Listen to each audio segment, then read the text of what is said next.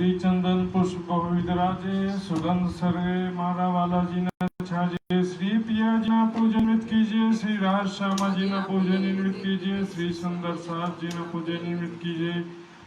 फिर मूल स्वरूप चित्त में लीजिए। जो कोई वासनाएं घर मूल स्वरूप से काढ़े नजर नहीं कोई सुखे समान। ना तो कोटि बेर कुर्बान ना तो कोटि बेर कुर्बान। बोलो श्री प्राणनाथ प्यारे की जय। सद्गुरु महाराज की जय।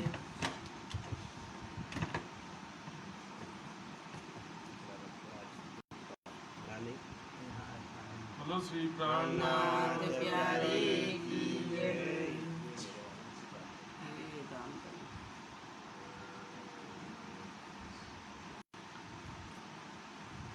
चर्चा प्रारंभ होत है सुनो साथ चित रे। भजो राज श्यामा श्री प्राणनाथ सखी जीवन हमारो। श्री महामति कहे साथ जी भया चर्चा का बखत। अब तुम सुनो चित दे लाल आगे आए बैठे न तखत। लाल आगे आए बैठे न तखत। श्री महामत कहे मोमिनो शुक्राना लियाओ बजाए। दज्जाल सो लड़ाई और क्यों कर लिए बचाए। और क्यों कर लिए बचाए। वहां से आए बुरहानपुर।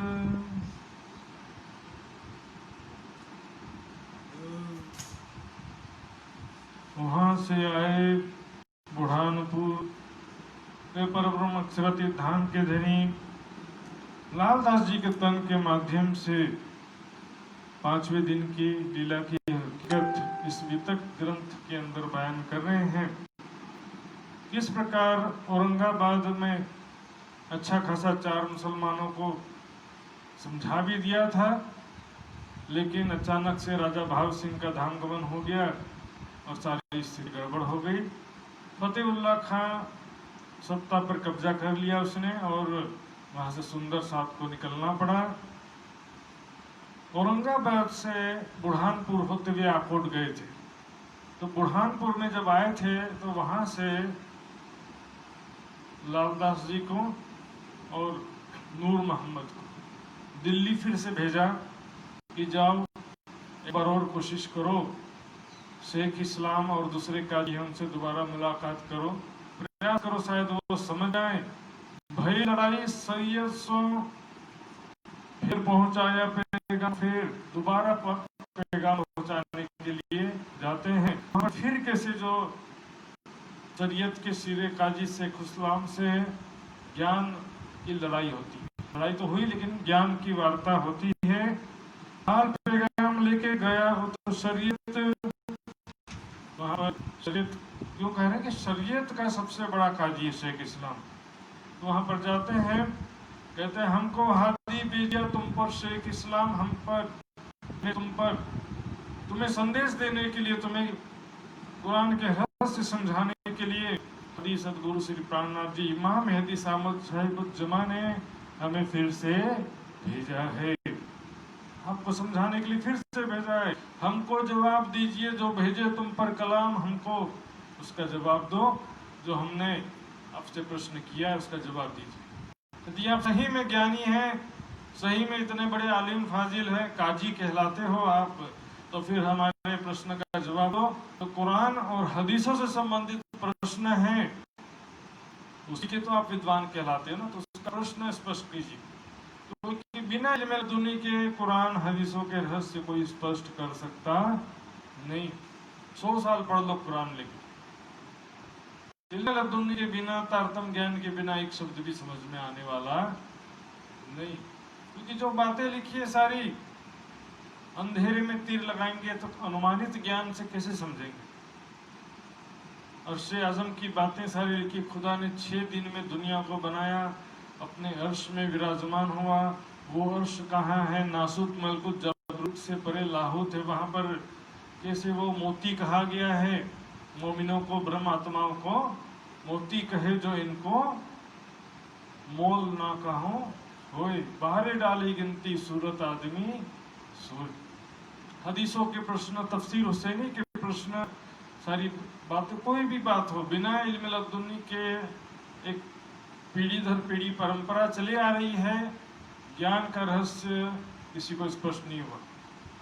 परमात्मा खुदा का सूरत स्वरूप कैसा है, कहीं पर निराकरण ही नहीं है।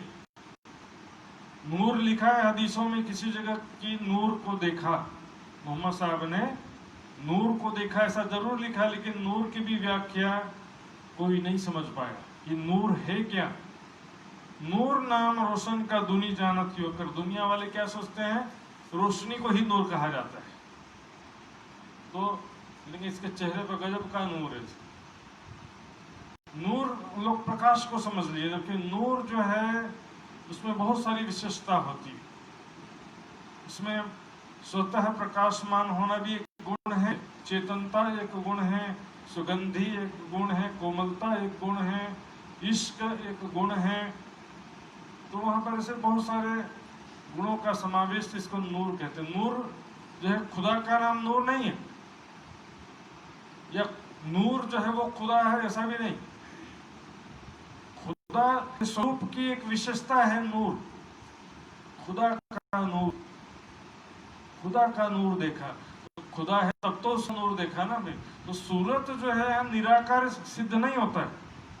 आदम शफीउल्लाह कह दिया, जिससे क्या सिद्ध होता है? आदम जो खुदा जैसी सूरत वाला है, तो फिर खुदा निराकार कैसे हो गए?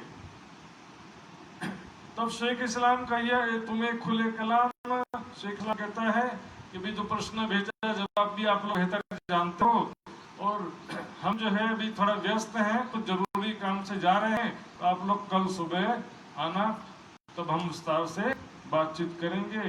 रात समय तुम आइयो, तुमको कहें हम, रात समय आप लोग आना। तो दूसरे दिन सुबह फिर से लाल दास नूर मोहम्मद गए, वहां पर शेख इस्लाम अपने साथियों को भी बुला रखा।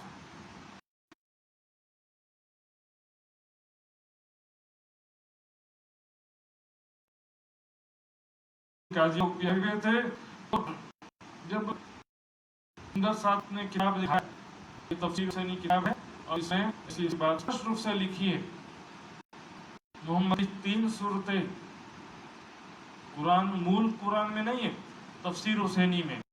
तो वो जो बात है, ऐसी बहुत सारी बातें, 5 तरह की पैदाइश मूल कुरान में नहीं है, तफसीर हुसैनी में।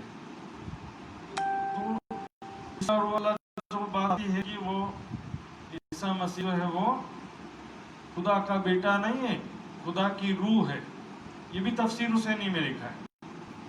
तो क्योंकि कुरान की ही व्याख्या है, इसलिए उसको कुरान ही मान लिया जाता है।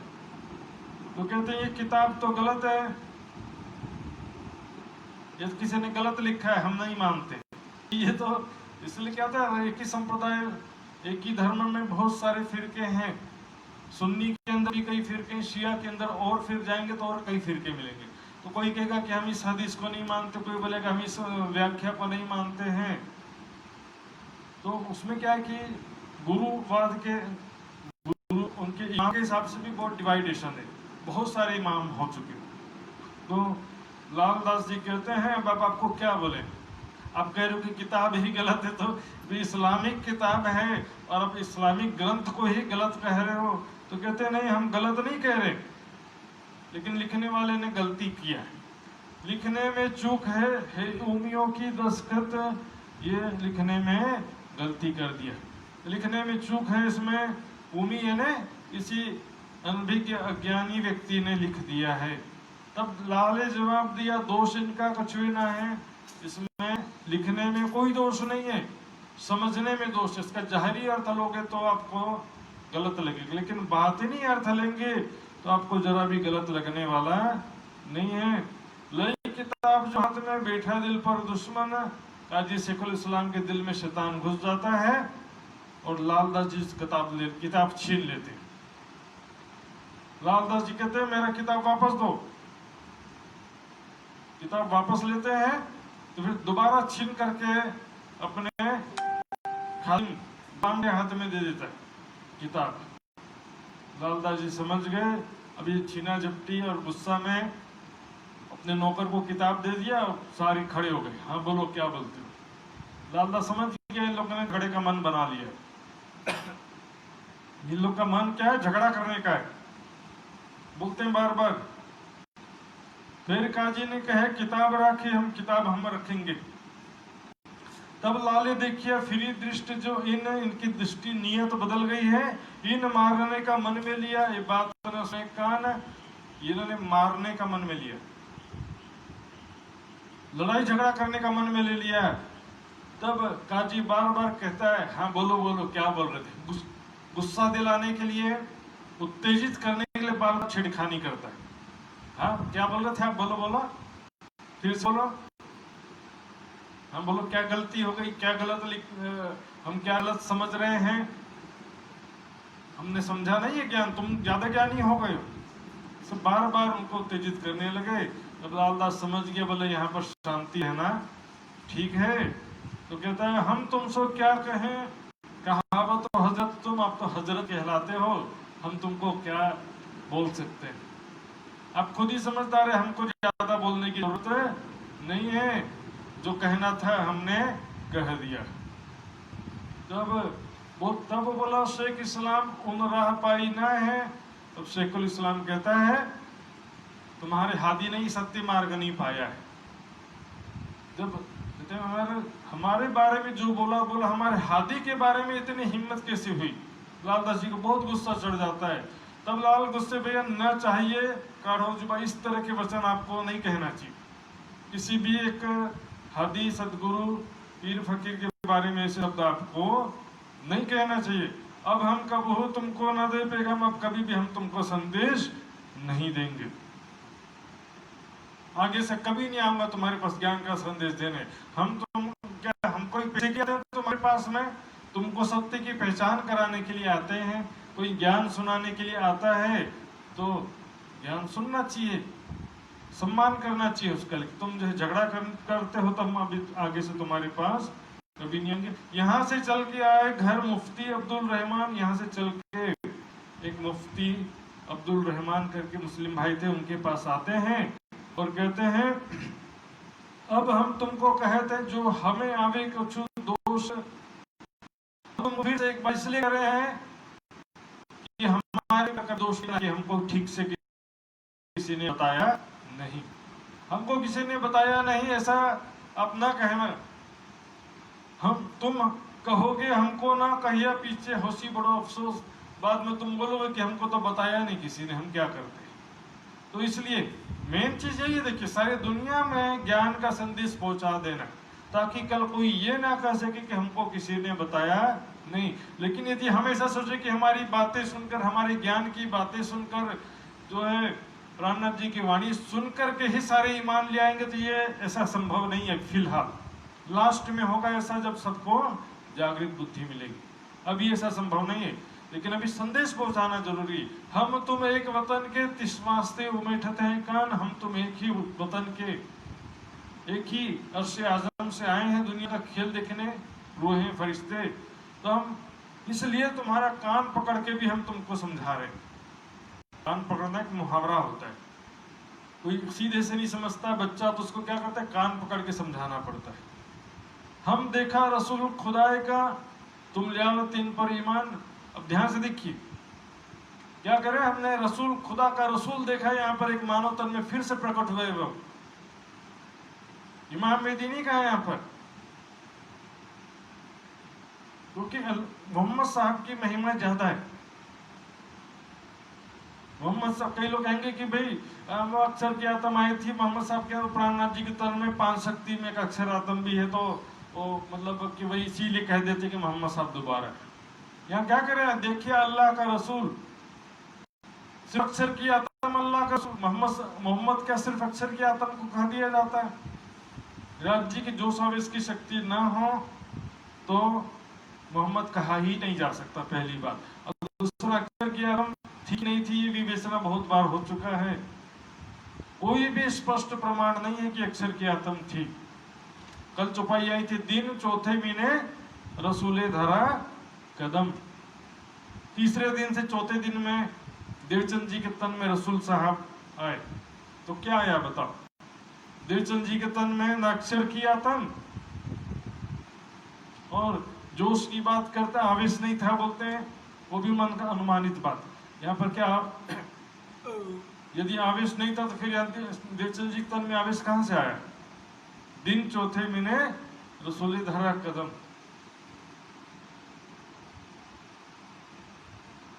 तीसरे दिन से जो श्यामा जी के आत्मा और रब जी का आवेश, इसे सामूहिक रूप से मोहम्मद कहा जाता है। जैसे मोहम्मदी, केवल आत्म को नहीं कहा था मोहम्मदी। मोहम्मद पर्यायवाची शब्द, समानार्थी शब्द, मोहम्मद और मोहम्मद। राज्य के आवेश से युक्त, पांचों शक्तियों से युक्त आत्म को मोहम्मद कहा गया।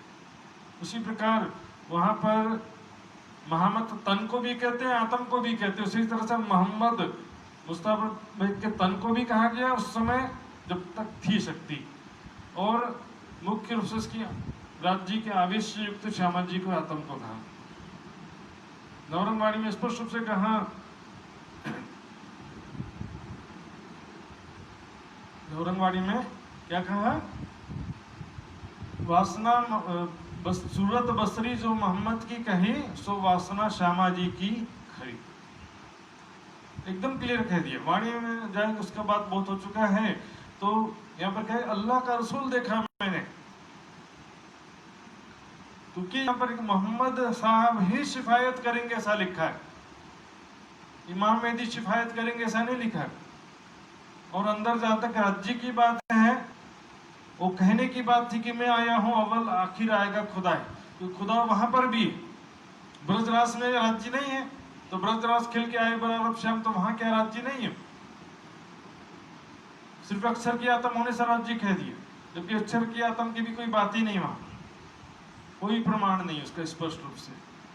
तो क्या कहते हैं, मैंने देखा रसूल खुदा का, लिया तुम उन पर ईमान।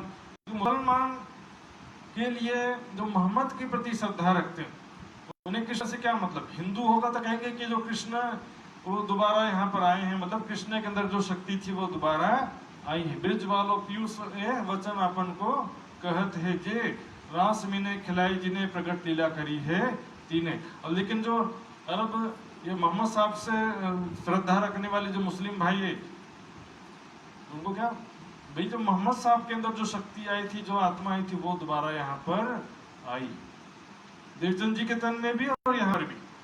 तब तो बसरी मल की हकीक कही मोहम्मद तीन सूरत, तीन मोहम्मद नहीं, अलफ खया मोहम्मद को, रू अल्लाह इस्लाम मीम मेहदी पाक से, तीनों एक कहे अल्लाह, एक तीनों एक ही स्वरूप है।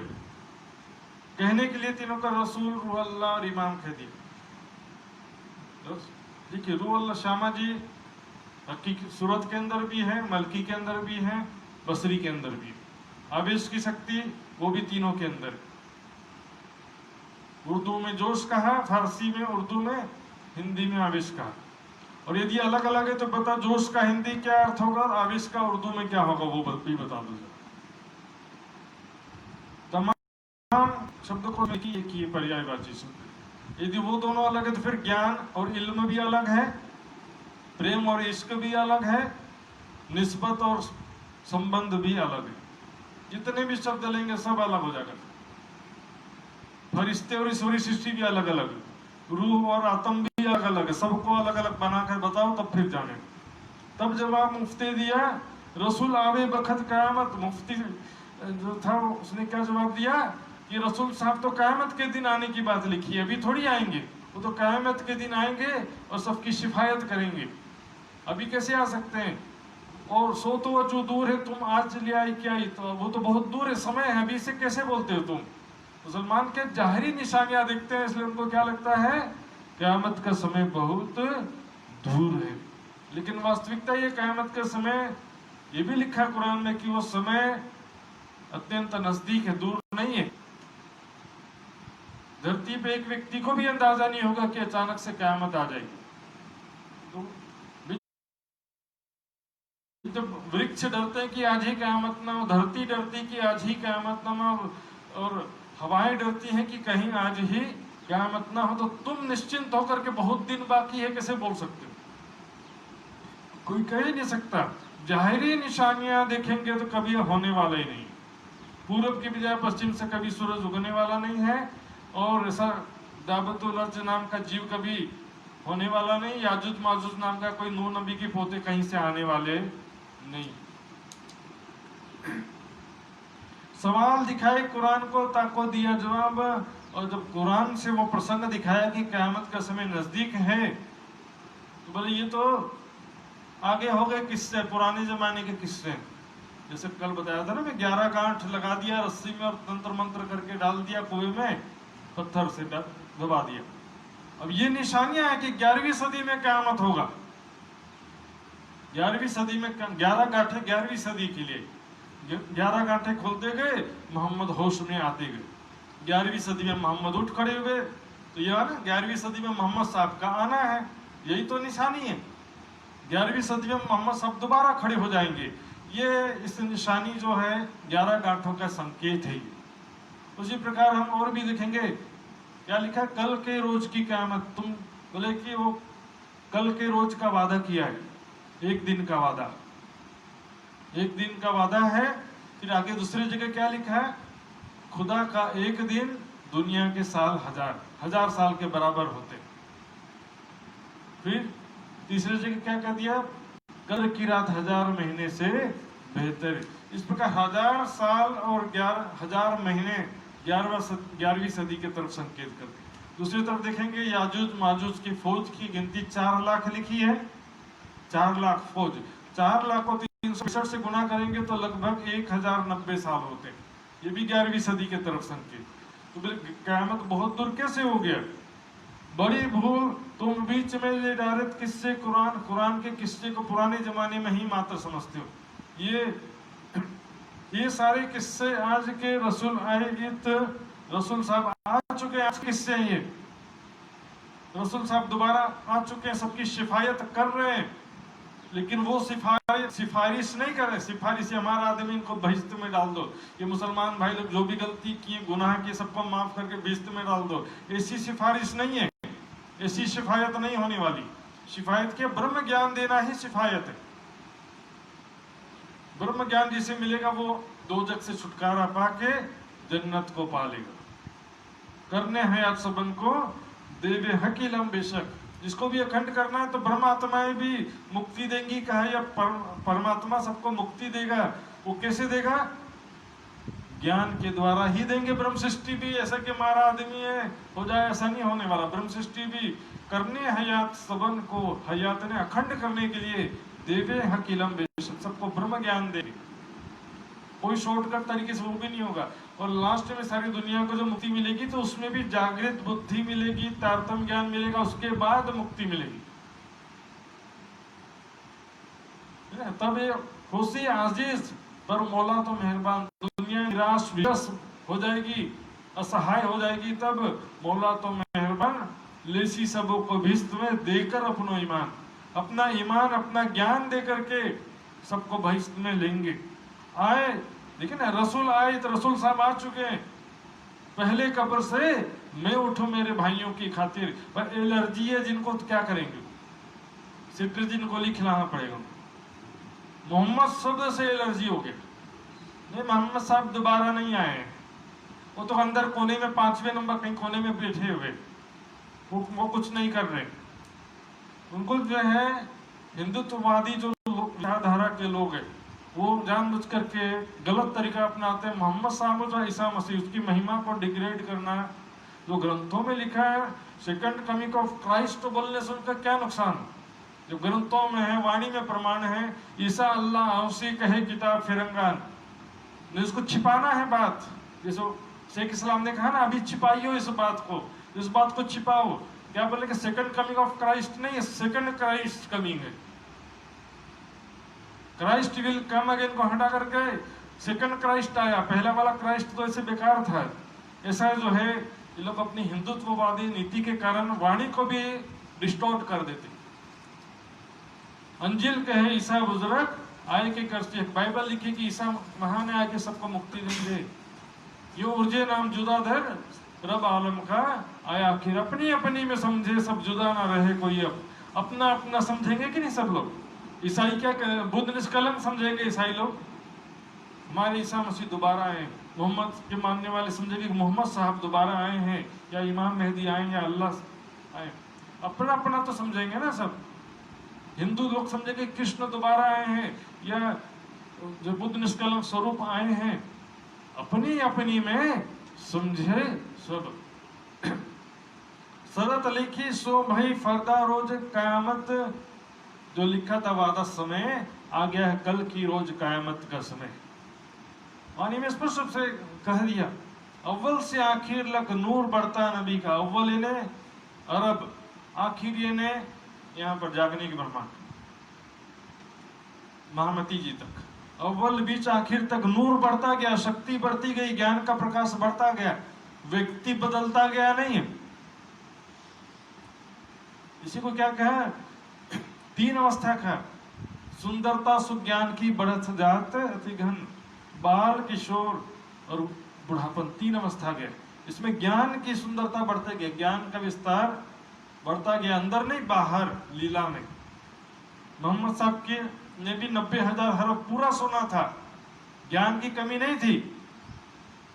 भूल गए थे ऐसा भी कहीं नहीं लिखा कि आए थे तो भूल गए थे, ऐसा कहीं नहीं लिखा। लेकिन जो हुक्म हुआ था, जो हुक्म हुआ जाहिर का, सो जाहिर किए मैं तब। जो हुक्म था जाहिर किया मैंने, जो बाकी रखे जो हुक्म है सो जाहिर करो। अब वही अभी मैं जाहिर कर रहा हूं। पहले जितना हुक्म था पहले उतना जाहिर किया, अभी जितना हुक्म अभी जाहिर कर रहे हैं। देवचंद जी के तन में जितना होना था जाहिर उतना जाहिर हुआ। उसमें राज्य नहीं थे ऐसा कोई नहीं कह सकता। लीला के हिसाब से कार्य होता है। ब्रजरास में पूरी नींद था तो क्या राज्य नहीं थे वहां पे? ब्रिज वालों पीयूष है वचन अपन को कहते जी। तो ये जो है कुरान के हिसाब से बात चल रही है यहाँ पे। बिना एक मोहम्मद का प्रकरण में भी मोहम्मद साहब की ही महिमा है। मोहम्मद साहब यानी कि तन की भी बात होती है और रूह की भी बात होती है। तन को छोड़ दो रूह को पकड़ लो, तो फिर ये तन को भी छोड़ दो, फिर इसको भी क्या के लिए पकड़ के बैठो? तन जो है दोबारा नहीं आता है, लेकिन उस तन के अंदर जो शक्ति थी, जो रूह थी, श्यामा जी की आत्म धनी का आवेश, उसी को उर्दू में जोश कह देते, तो वो यहाँ पर दोबारा आई। तो फिर उसमें वही बात कहा जाएगा कि मोहम्मद साहब बसरी मलकी है कि 3 तन धारण किया उस शक्ति ने, उस स्वरूप ने। वही, लेकिन अब वो तन को छोड़ के ये तन को पकड़े, बोले वो तन छोटा और ये तन बड़ा। तन छोटा बड़ा नहीं होता है, लीला छोटी। शक्ति राज्य भी वही है सब जगह। ब्रज में भी वही राज्य है, रास में वही राज्य, अरब में वही राज्य। लेकिन यहाँ लीला के हिसाब से इसकी महिमा लीला की याद है। इस लीला से सारी दुनिया को अखंड मुक्ति मिल रही है। लेकिन शख्सियत गिनेंगे तो फिर वो अलग था और ये अलग था, ऐसा नहीं कह सकते। सेम पर्सन कम केम 5 टाइम्स। एक ही व्यक्ति 5 बार आए, एक ही राज्य महाराज 5 बेर सागर में क्यों कर हम वास्ते क्यों कर डारिया। 5 बार संसार में आए असहाब रसूल के जाहिर भाई मोमिन। और वो जो मोहम्मद साहब के समय असहाबा उनके साथी थे, वो भी दोबारा संसार में आए हैं मोमिनों के अंदर। आज तुमसे हम कहते हैं हमें दोष दीजिए कोई दिन, आज हम तुमको कह रहे हैं तक बाद में हमको दोष देना नहीं। ऐसा यहाँ पर पैगाम दे ही रहे थे कि प्राणनाथ जी की चिट्ठी तुरंत आती है। आया हादी का हुक्म अब तुम उतजिन रहियो, ये पाती लिखी हम। प्राणनाथ जी का संदेश आता है कि तुरंत वहां से दिल्ली से वापस लौट आओ। वहां पर तुरंत एक पल भी रुकना नहीं, चिट्ठी मिलते ही तुरंत वापस आना। वो तो पानी ना पीजियो, सिताब बुलाए तुम उधर पानी भी पीने के लिए नहीं रुकना, तुरंत दिल्ली से आ जाना। ये शरीयत के लोग जिन तुम पर डाले तोहमत, शरीयत के लोग तुम पर कहीं गुनाह अपराध लगा करके जेल में ना डाल दे, इसलिए तुरंत वहां से चिट्ठी पढ़ते ही तुरंत वापस आ जाना। कान्हा जी की चिट्ठी आई, सुंदर सा तुरंत वहां से चलते हैं और पहुंचते हैं आकोट। बुरहानपुर से भेजा था, अब आते हैं आकोट में और यहाँ पर देखते हैं कि शुक्राना का प्रकरण देखते हैं।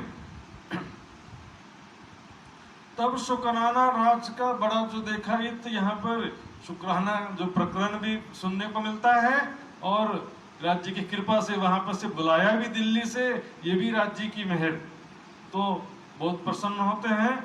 इसके बाद एक छोटा सा प्रकरण आता है जो हदीसों के हिसाब से किया है, जो भविष्यवाचक है। न्याय के दिन की एक घटना का वर्णन आता है हदीसों में। किनान मेहतर था, किनान का काजी सरे का जी, किनान देश का, कौनेन भी कहते हैं उसको, वहां का एक प्रतिष्ठित व्यक्ति काजी था जो शरीयत का बहुत बड़ा काजी था। जैसे यहाँ पर शेख इस्लाम, उसी का तुलना कर रहे हैं।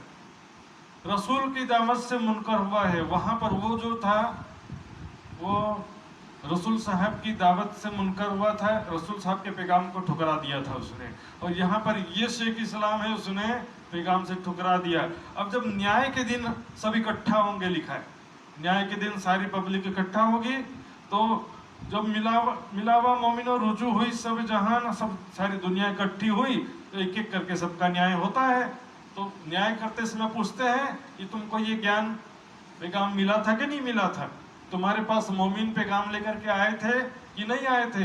बैठे बात करने, जिनमें जो अभी तक जिसने जिसने जो जो जिस पर जो बातें बीती थी, जो जीवन में घटना हुई थी, सब सुंदर साथ, और दुनिया में सब बातें होने लगी। किसने क्या किया, किसने पैगाम माना, किसने पैगाम नहीं माना, किसने संदेश माना नहीं माना, सारी बातें होने लगी। तब सदै शाहिदी मोमिनो, कुरान में लिखा उस दिन केवल मोमिनों की गवाही मानी जाएगी और किसी की गवाही नहीं मानी जाएगी। मोमिनों की गवाही केवल मानी जाएगी। इसलिए वाणी में एक जगह छुपाई भी आता है, देवे गवाही ऊपर मुनकरो, मुनकरों के ऊपर गवाही देंगे मोमिन। गिरो उठाई अदल से, सो देवे गवाही ऊपर मुनकरो। तो अदल से न्याय के पहले मोमिनों को उठा लिया जाएगा और उसके विषय में बात आता है कि वो सबके ऊपर गवाही देंगे।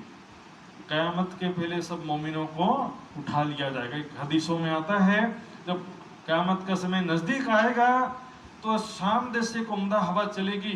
जो कोई भी मोमिन जहां कहीं भी होगा, चाहे 7 लोहे की दीवार के अंदर हो, चाहे किसी गुफा के अंदर हो, हवा वहां भी पहुंचेगी और जो कोई भी मोमिन होगा उसके छाती में लगेगी हवा और उसके छाती में दर्द पैदा होगा, उसकी रूह कब्जे कर ली।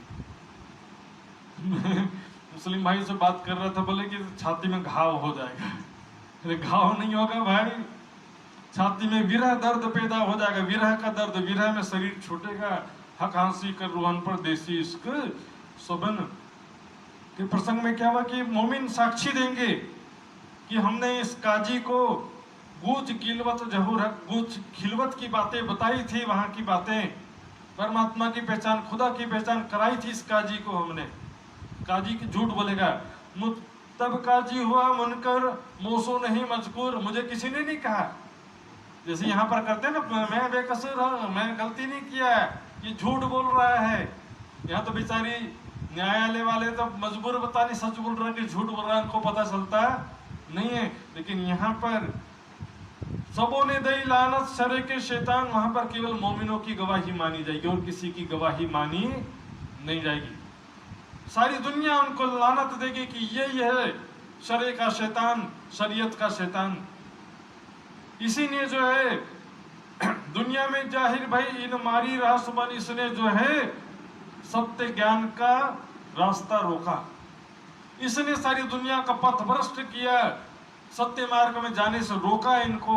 यही गुनहगार है। दुनिया को आग एक है, अगुओं को आग दो, एक आग दुनिया की, दूसरी अपने दुख को। जैसे गाड़ी ड्राइवर चलाता है ना, बस में पीछे 40-50 यात्री बैठे हैं, अब वो लापरवाही करके गड्ढे में जाएगा तो उसको कितना, खुद तो मरा, 50 लोग को भी लेके मरा, तो 50 लोग का गुनाह भी ड्राइवर के जिम्मे जाएगा कि नहीं जाएगा। तो ये इस तरह से अगुओं को आकर दोए, सारी दुनिया को पथभ्रष्ट किया, इसलिए दुनिया सब लानत देगी, धिक्कार है तुझे, धिक्कार है, सब लोग धिक्कार देंगे उसको और सब उसके लिए बद्दुआ करेंगे। इसलिए हमको पथभ्रष्ट किया था, इसको कठोर से कठोर सजा दो। हमको लेने ना दई हकीकत जो मार्फत, इसीलिए हमको हकीकत और मार्फत का ज्ञान लेने नहीं दिया। हकीकत यानी अक्षर अक्षर से परे अक्षरातीत बंधाम परमात्मा कैसा स्वरूप है, और मार्फत क्या होता है कि श्यामा जी सखियां उनका स्वरूप कैसा है, और रंग महल के अंदर किसी प्रेम और आनंदमय लीलाएं होती है। ये है मोमिनों की मार्फत, मार्फत का ज्ञान। अर्श की खिलवत में हक की वाहिदत, बैठ के जो बातें करी सो कहाँ गई मार्फत। वहां जो बैठ के बातें करी, प्रेम वार्तालाप हुआ, प्रेममयी जो लीलाएं होती है, उनको मार्फत कहा गया।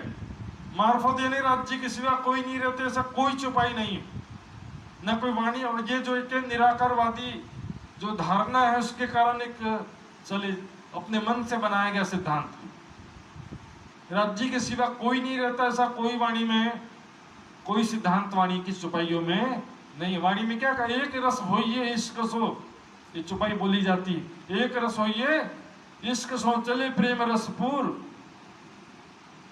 आगे का लाइन नहीं बोलना है, बोलेंगे भी तो विचार करना है नहीं। फेर फेर प्याले लेते हैं श्याम श्यामा जी हजूर, श्याम श्यामा जी के नजदीक आकर के प्रेम का प्याला लेते हैं। प्रेम में एक रस होने पर भी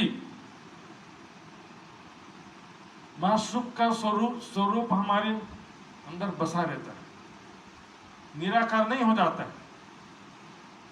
निराकार आकाश को देख करके मैं खो जाऊंगा तो निराकार जैसा हमारे दिल में भी निराकार का दृश्य बना रहेगा, लेकिन मैं किस स्वरूप को देख करके खोऊंगा तो उसमें भी स्वरूप ही बना रहेगा हमारे दिल में। बेसुध हुए ना छोड़े कदम, इसलिए चौपाई आती श्रृंगार में, बेसुध हो जाते प्रेम में तो भी वो चरण छूटते नहीं है, जाकी असर हक निस्बत। इस प्रकार ये छोटा सा प्रकरण आता है कि उस दिन जो भी आज ये काजी शेख इस्लाम या दूसरे लोग पथभ्रष्ट कर रहे हैं, उन सबको वहां पर सहना पड़ेगा।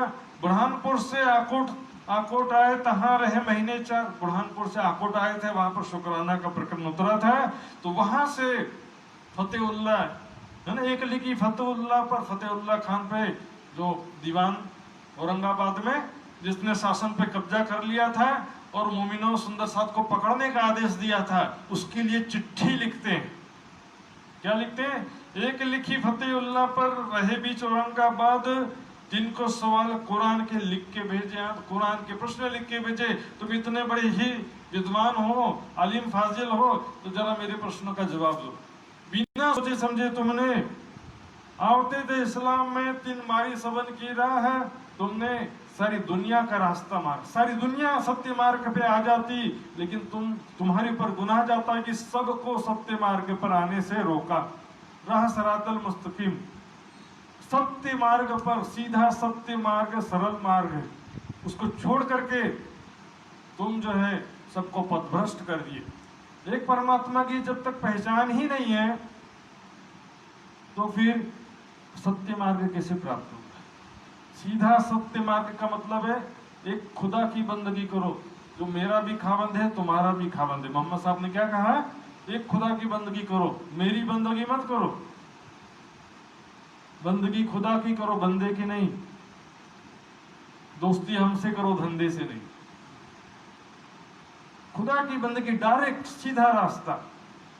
तो भाई जब तक पहचान ही नहीं है खुदा की, मोमिनों की, मोहम्मद की, अर्श आजम की पहचान ही नहीं है, तो क्या बंदगी करेंगे। शुष्क अंध भक्ति करते रहेंगे। फिर ध्यान किसका करें, मैंने सूरत स्वरूप ही नहीं पता, ध्यान किसका करोगे।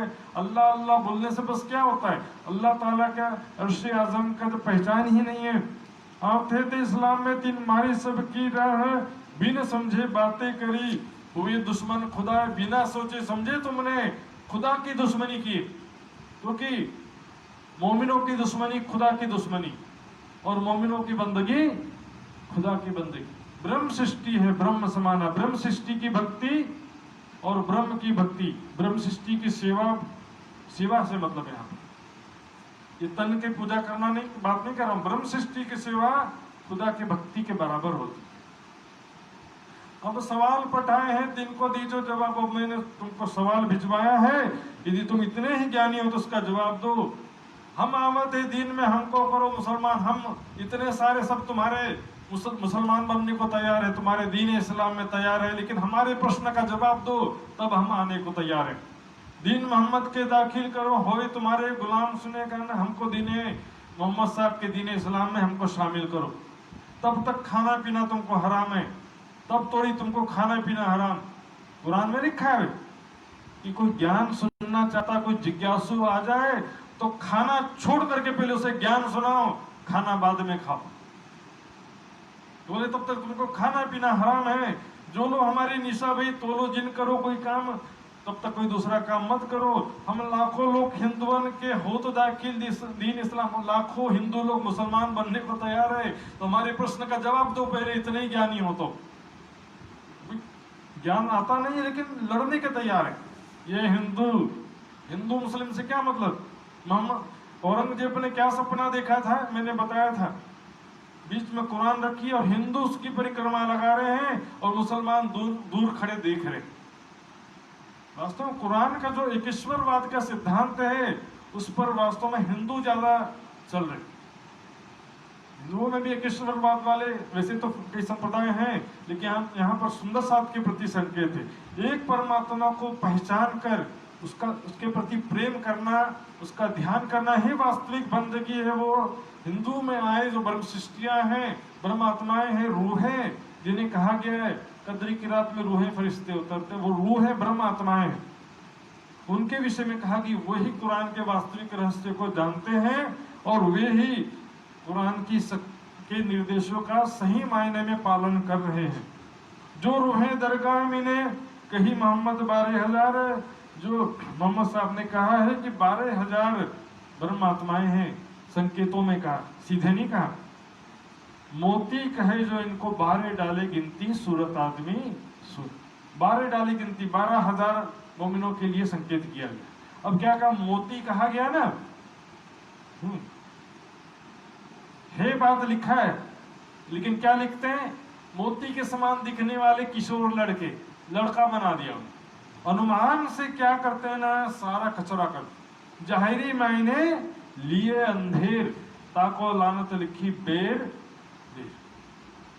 जो जिन रूहों का मरातबा लिखा अमित सालुन, 30वां सिपारा अम्मा उत्साह यलुन, उसमें क्या लिखा है, 30वां सिपारा में जिन रूहों का मर्तबा लिखा, ब्रह्म आत्माओं का, मोमिनों की महिमा लिखी है, उसमें 3 मानिंद कोई नहीं, उसके जैसा दुनिया में कोई दूसरा नहीं है। तुम देव जवाब हो कौन, तुम कौन हो? या ब्रह्म वो मोमिन हो जिनकी महिमा लिखी है, या कुन्न की पैदाइश जीव सृष्टि हो?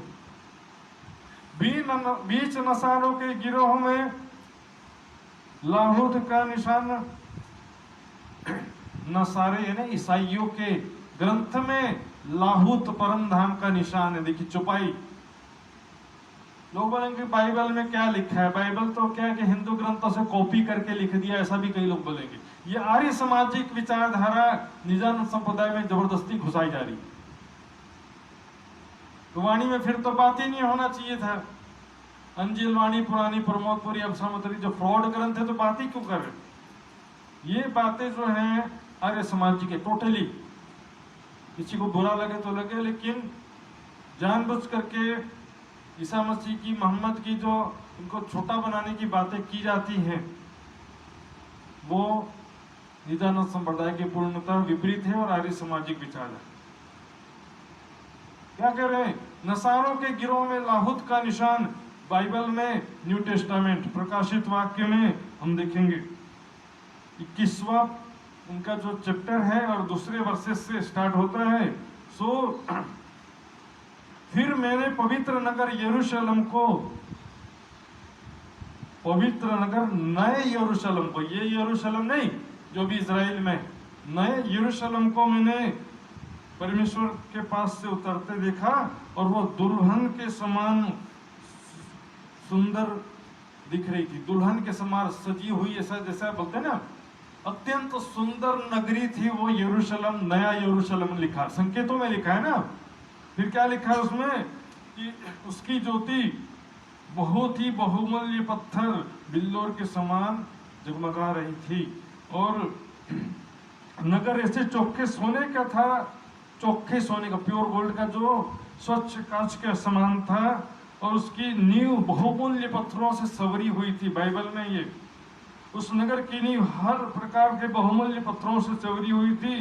पहली नींव यशब की थी, दूसरी नींव नीलमणि की, तीसरी लालड़ी की, चौथी मरकत की, पांचवी गोमेद की, छठी माणिक्य की, सातवीं पीतमणि की, आठवीं फिरोजा की, नौवीं पुखराज की, 10वीं लहसुनिया की, 11वीं धूम्रकांत और 12वीं याकूत की। मूल मिलावे का संकेतों में वर्णन है। उस नगर में सूर्य चांद के उजाले का प्रयोजन नहीं, क्योंकि परमेश्वर के तेज से स्वयं उजाला हो रहा था और मेमना ईसा मसीह उसका दीपक है। फिर उसने मुझे बिल्लोर की सी फलकती हुई जीवन की जल की नदी दिखाई। यमुना जी का वर्णन है, जीवन जल की नदी जो परमेश्वर और मेमने के सिंहासन से निकल कर उस नगर के सड़क के बीचों बीच बहती थी।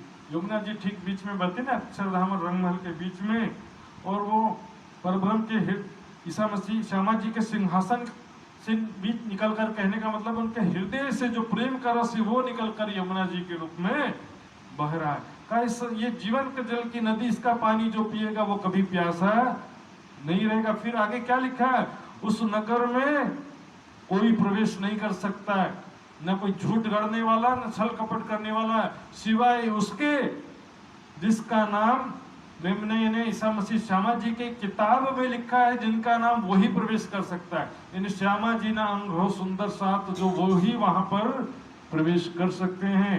कि जो तुम हो तीन में तो हमें पहचान, जो उसमें से हो तुम, तो फिर पहचान कराओ कि वो अर्श आजम कहाँ है, कैसा है। इस प्रकार इन भांत के निशान लिख भेजे उन पर, इस प्रकार के निशानियां उनको लिख करके भेजा फतेहुल्लाह खान पे और भी कई लोगों पर भेजा, पर जवाब ना आवे तो इनको जवाब आता ही नहीं, तो कहां से करेंगे। शर्मिंदे हुए यूं कर, इस प्रकार से शर्मिंदा होते हैं। आकोट में थे तभी अव्वल खान, जो कि पहले उदयपुर में भी मिले थे और अब यहाँ औरंगाबाद में मिले थे। यहाँ भाई से भाग के आया अव्वल खान। अव्वल खान सच्चा ब्रह्म सृष्टि हृदय निर्मल परम धाम की आत्म थी, परम धाम के मोमिन थे। वो भाग करके प्राणनाथ जी के चरणों में आ जाते हैं। मुझे इन मुसलमानों के साथ में रहना नहीं, मैं बस अपने हाथी सदगुरु इमाम मेदी प्राणनाथ जी के चरणों में अपना जीवन बिताना चाहता हूँ। रह न सके माया में जाको है पहचान, जिसको अपने निज स्वरूप की पहचान हो जाती है, अपने प्राणों के नाथ अक्षरातीत की पहचान हो जाती है, वो माया में कभी रह सकता नहीं। वही पैसा कमा, वही माया में शादी पार्टी, घूमना फिरना, दोस्त यार, समय कभी खराब कर सकता, कहीं दिल लगेगा ही नहीं उसका। सुंदर साथ के बिना कहीं अच्छा लगेगा नहीं उसको। हम लोग भी देखिए जगह जगह भ्रमण करते हैं, लेकिन सुंदर साथ किसी भी, कितना भी अच्छा सुंदर साथ हो, सेवा भावी सुंदर साथ हो, लेकिन 2-4 दिन से ज्यादा किसी के घर में अच्छा लगता ही नहीं। जो आश्रम में सुंदर साथ के बीच में, प्रोग्राम सत्संग में सुंदर साथ के बीच में जो अच्छा लगता है, आश्रम में वैसा कभी किसी के घर में अच्छा लगता नहीं। बहुत दिलासा करी बीच तरीकत इस्लाम, प्राणनाथ जी ने अव्वल खान को बहुत दिलासा दिया, सांत्वना दिया, चिंता मत करो, ये थोड़े दिन की बात है, अभी तुम कहाँ भटकोगे, घर में रहते हुए भी तुम तरीकत की बंदगी करो। बीच तरीकत इस्लाम, तरीकत देखिए भले हम हकीकत भी कहते हैं ना, तो हकीकत में भी तरीकत तो रहता है। तरीकत और हकीकत में अंतर है बस ज्ञान का। बिना ज्ञान के निष्काम भक्ति, दिल की भक्ति तरीकत है, और ज्ञान सहित निष्काम भक्ति, दिल की बंदगी ज्ञान सहित जो होती है उसको कहते हैं हकीकत। हकीकत में बंदगी नहीं रहती ऐसा कोई कहता है, या मार्फत में बंदगी नहीं रहती ऐसा कोई कहता है, गलत है। देखिए निष्काम भावना तरीकत में भी है, निष्काम भावना हकीकत में भी।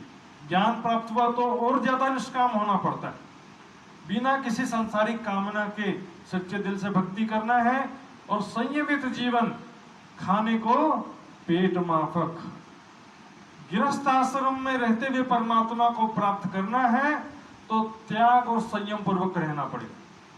भोग और विलासिता पूर्वक गृहस्थ आश्रम में रहेंगे तो परमात्मा को प्राप्त नहीं कर पाएंगे, उल्टा 50 साल पहुंचते पहुंचते अनेक प्रकार के रोग लग जाएंगे। भोग में रोग, सोचेंगे बुढ़ापे में भक्ति करेंगे, लेकिन बुढ़ापे में शरीर का हालत खराब हो जाएगा तो भक्ति कहां से करोगे। इसलिए तरीकत में क्या है, तेन त्यक्तेन भंजित, त्याग पूर्वक संयम पूर्वक उपभोग करो। परमात्मा को 24 घंटे में से 3 घंटा प्रतिदिन याद करो, 7 दिन में से 1 दिन पूरा याद करो, पूरा 24 घंटे, और 12 महीने में से 1 महीना घर को छोड़ करके किसी आश्रम में आकर के ज्ञान, सत्संग, साधना, स्वाध्याय, ध्यान करो। इतना करेंगे तब जाकर के हम गृहस्थ आश्रम में परमात्मा को प्राप्त कर सकते हैं। नहीं तो फिर अपने आप को धोखा दे लो, जुम्मा से जुम्मा नमाज पढ़ लिए, बोले हो गया काम। ये धोखा, खुद को धोखा दे रहे हैं। धनी न जाए कि इनको रोज वाणी पढ़ना पड़ेगा, रोज 3 घंटे में वाणी पढ़ो, शिवा पूजा भी करो, ध्यान भी करो। शिवा पूजा भी जरूरी, शिवा पूजा में भी वाणी की चौपाइयां हैं। और गृहस्थ आश्रम में घर में सुख शांति बने रहे, घर का वातावरण पवित्र रहे, इसलिए शिवा पूजा भी गृहस्थ आश्रम में आवश्यक है। और वाणी मंथन भी अत्यंत आवश्यक है, चितौनी भी आवश्यक है। 3 घंटा निकालोगे तो सब चीज हो जाएगा आराम से।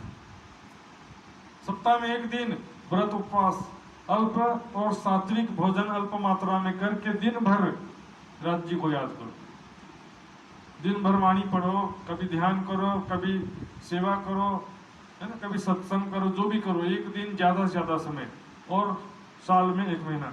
तुमको दुनिया ना लगे जब हम बैठे एक ठाम, तब तुम्हें बुलावे जिन तुम हो दलगीर। तुमको दुनिया माया नहीं लगेगी, तुम तरीकत ये हिसाब से चलोगे, ज्ञान तो समझ के, ज्ञान समझ करके तरीकत के हिसाब से चलोगे तो माया तुमको प्रभावित तो नहीं कर सकेगी। जब एक स्थायी ठिकाना हो जाएगा तब तुमको बुला लेंगे। यहाँ संकेत है पन्ना जी की तरफ, एक स्थायी ठिकाना हो जाएगा तब बुलाएंगे। तुम 4 दिन रहो भाइयों बहले, अब रोशन होते हैं काम, 4 दिन अपने भाइयों के साथ गुजारा कर लो, उसके बाद फिर तुम जल्दी आ जाओगे।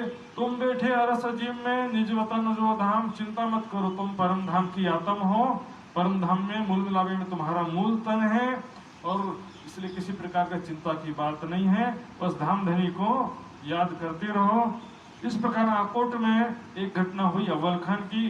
दूसरी एक घटना होती है मुख्य रूप से, उत आए एक ब्राह्मण, सुनने को चर्चा। एक ब्राह्मण था जो कि परगने बराड़ के हकीम का गुमास्ता, बराड़ परगने के हाकिम का गुमास्ता, गुमास्ता यानी प्यून, सेवक था वो भी प्राणनाथ जी की चर्चा सुनने आता है। 3 सुनी चर्चा कबीर की, लगे कलेजे घाव।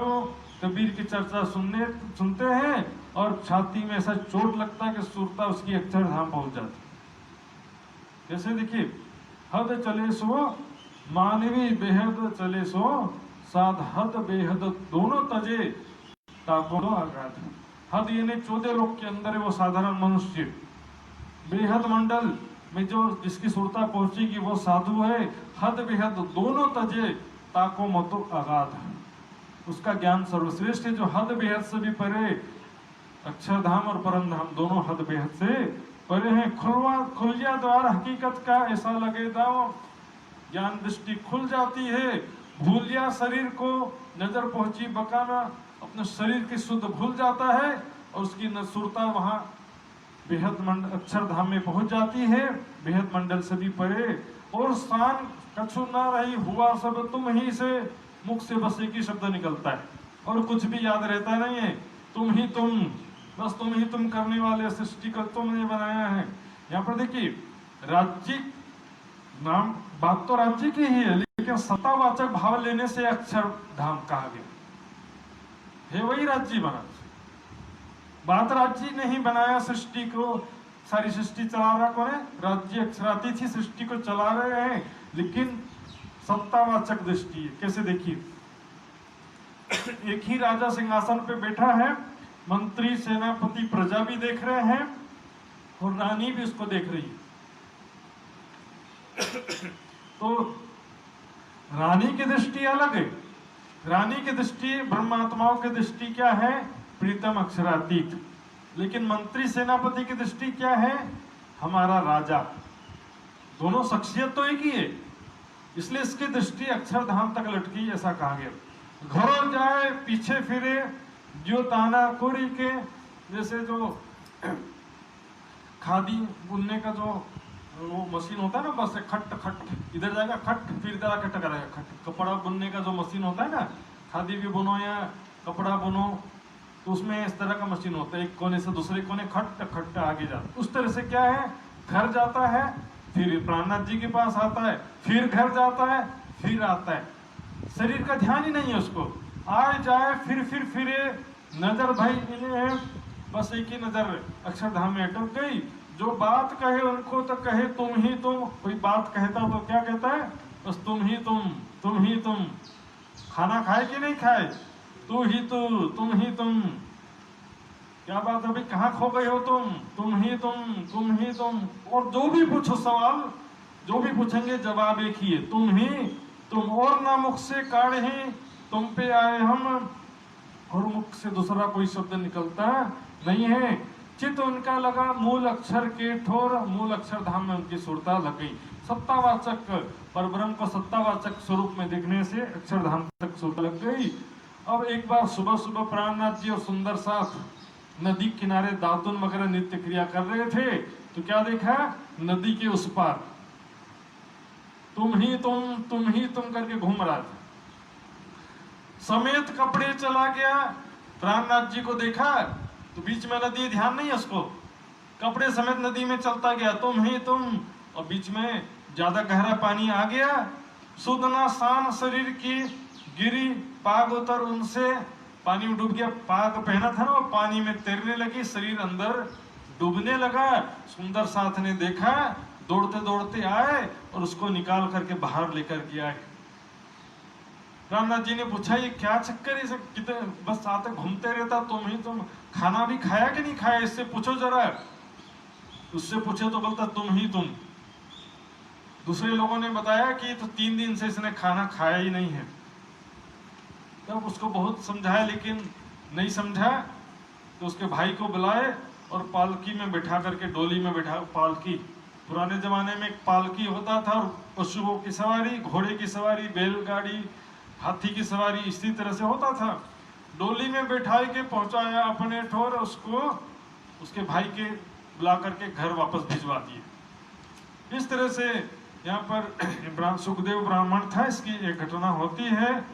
और यहाँ से अब आगे बढ़ते हुए आकोट से कापस्तानी एलचपुर होते होते रामनगर पहुंचते हैं। एक समद घोड़ा था अस्वारी को हाजिर, एक समद घोड़ा सफेद रंग का, बहुत ही अच्छा घोड़ा था, उच्च कोटि का, जो प्राणनाथ जी के अस्वारी के लिए हाजिर रहता था। श्री राजता पर विराजत संग मोमिनों का लश्कर, और मोमिनों का जमात 5000 सुंदर साथ की जमात थी। भाई साथ में चले जा रहे हैं, एक स्थान से दूसरे स्थान, दूसरे स्थान से तीसरे स्थान। और कैसे देखिए, सब साज फकीरी का शोभित, सब सनंद, सब सुंदर साथ प्राणनाथ जी सब फकीरी वेशभूषा में हैं। और एक मांगत टूका चल ही झोरी भर लिया वे हैं। यहाँ पर भोजन खाने के लिए सब भिक्षा मांग मांग करके आगे बढ़ते जाते थे। संन्यास आश्रम का ये वास्तविक स्वरूप, संन्यास आश्रम का नियम इसलिए है कि सबका राग और द्वेष खत्म हो जाए, और भोजन के लिए केवल भिक्षा मांगना है, लेकिन राग और द्वेष से परे होना, एक जगह नहीं रुकना है, आगे बढ़ जाना है। एक जगह रुकेंगे तो किसी से राग होगा और किसी से द्वेष होगा। इसलिए संन्यास आश्रम में एक जगह रुकने का नियम होता है। फकीरी भेष इसलिए है, ये रंग जो है ना, सफेद रंग, रंग का बड़ा फर्क पड़ता है। लाल नीला पीला काला रंग पहनेंगे, रंगों का प्रभाव होता है। काला रंग से तमोगुण बढ़ता है, लाल रंग नीला हरा पीला, इससे रजोगुण ज्यादा बढ़ेगा, चंचलता बढ़ेगी। लेकिन तड़क भड़क रंग बिरंगा देखेंगे, आंखों में इसका प्रभाव पड़ता है। इसलिए आजकल एक थेरेपी भी आई है, कलर थेरेपी। बीमारी के हिसाब से कलर को देखने बोलते हैं, तो कलर के हिसाब से शरीर में अंदर जो साइंटिफिक तरीके से अलग अलग रिएक्शन होता है, तो बीमारी में भी सहायता मिलता है। सफेद रंग जो है वो सतोगुण का प्रतीक है। सफेद रंग दिखेंगे, हमारे मन में एकाग्रता आएगा, शांति आएगी, मन में चंचलता दूर होगी। क्या सारे लोग सफेद सफेद पहने में कुछ तड़क भड़क नहीं है, जोश उत्साह नहीं है, ऐसा लग रहा है। रंग बिरंगा पहने के लगेगा जोश उत्साह है, लेकिन ध्यान में सतोगुण ही सहायक होता है। यदि ध्यान और धर्म का उद्देश्य है तो सफेद रंग ही इसमें सहायक कहा गया है। रामनगर आए पहुंचे केतकी नदी पर, रामनगर पहुंच जाते हैं केतकी नदी।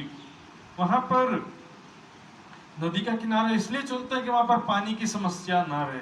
वहां पर गणेश महंत का बड़ा सा आश्रम था, उसी के सामने सुंदर साथ मिल करके एक हवेली तैयार कर लेते। सुंदर साथ सारे एक्सपर्ट मिट्टी लेकर के तुरंत गारा बनाने लग गए, गारे से ईंट बना बना के तैयार कर दिया और उसका फिर हवेली बना के खड़ा कर दिया। तो ये जो है एक बहुत अच्छा सिस्टम, संसार में कितने दिन रहना। और आश्रम की शोभा तो झोपड़ी से ही है, महलों से आश्रम की शोभा नहीं है। महल तो घर में भी अच्छे अच्छे हैं लोगों के पास, आश्रम में भी सारी सुविधा, सारा महल, जिससे क्या होता है कि आश्रम का रूप नहीं दिखता। फिर इस प्रकार रामनगर पहुंच जाते हैं। आगे वहां पर कौन कौन से सुंदर साथ जागृत हुए उनका नाम आता है। मोहम्मद के मोमिनों कही रामनगर की तुम, इस प्रकार रामनगर की वितक आपको बताया है। और आगे बहुत है, कहो हक के हुक्म। रामनगर में और भी बहुत सारी घटनाएं हुई थी, आगे बताते हैं। ये बात हरि सिंह सुनी, करने आया दीदार। हरि सिंह राज परिवार में से था और वो किसी की प्राणनाथ जी से संपर्क हुआ। सुजान सिंह की सोबत किया सूरत सिंह खबरदार, सूरत सिंह ने उसको सावधान किया था। सुजान शाह की सोबत से वो प्राणनाथ जी के चरणों में आया। चर्चा सुन के बहुत हुआ खुशहाल, घरों आए न्योता दिया, खबर पहुंचाया। खबर सुन के बहुत खुश, प्राणनाथ जी की चर्चा सुन के बहुत खुश होता है और प्राणनाथ जी को अपने घर में आमंत्रित करता है। हे प्राणनाथ जी, सभी सुंदर साथ सहित मेरे घर भोजन आरोगने के लिए आइए, एक बार भोजन आरोगने के लिए आइए। देखिए इसका नीयत क्या था, अपने पता चलेगा। मेरे घर पधारो, मैं सेवा करो तुम, मैं आपकी सेवा करना चाहता हूँ। हम आवेंगे, तुम्हारे जाए रसोई करो तैयार। प्राणनाथ जी ने कहा हम जरूर आएंगे, आप जाओ रसोई तैयार के रखो। रोज दूसरे उन्होंने बुलाए अपने घर, बड़ी बैठक करके पधराए बिछोनों पर। बहुत अच्छा बैठक का व्यवस्था किया, अच्छी तरह से बिछोना बिछाया सब सुंदर साथ के लिए। सब साथ पहुंचे, बिठाई चौकी पर, सब सुंदर साथ को चौकी पर बैठाया। आप धोती पहन के रहा पीसने पर, धोती पहन कर सबको बड़े प्रेम से भोजन परोसा उसने। और ऊपर पीस ही मिठाई पकवान, मेवा मिठाई पकवान, सब प्रकार का अच्छा अच्छा भोजन व्यवस्था किया। ऊपर ढोले बाय, पंखा भी ढोला, अच्छी तरह से सेवा, बहुत अच्छा सेवा किया।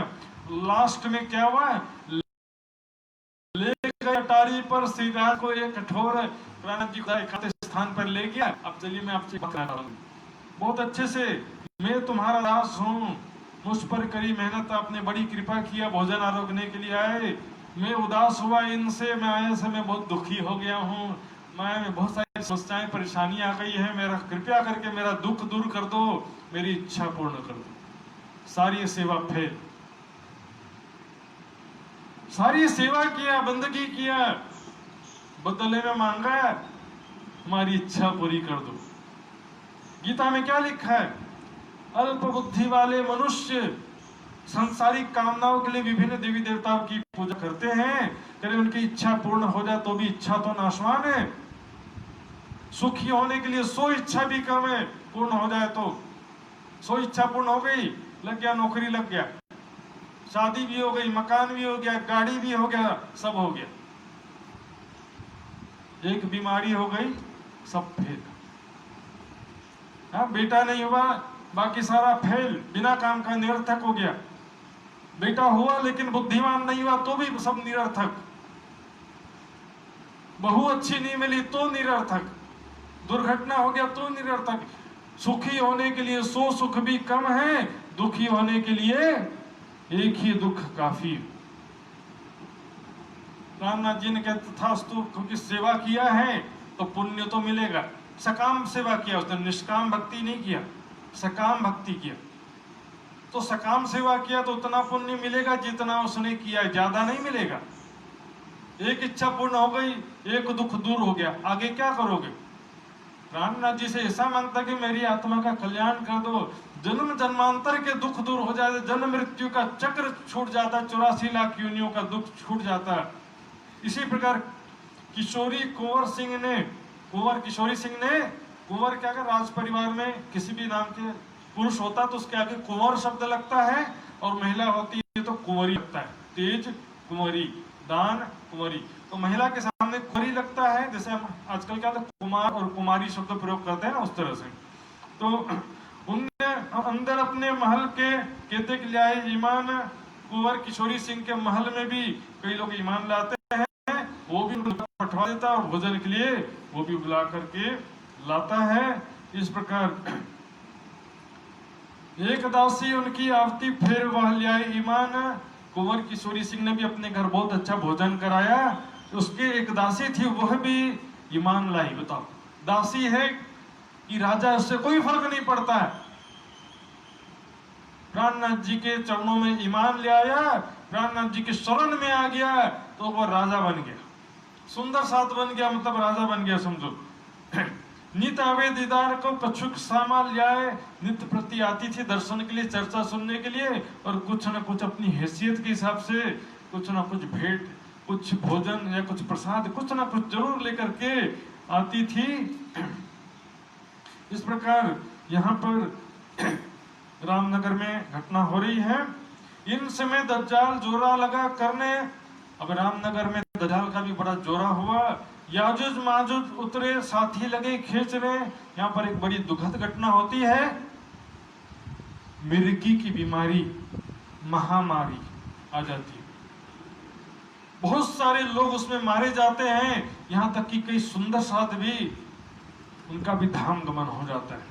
आज भी हम एक महामारी के दौर से गुजर रहे हैं, लेकिन आज उतना महामारी नहीं है जितना ये था।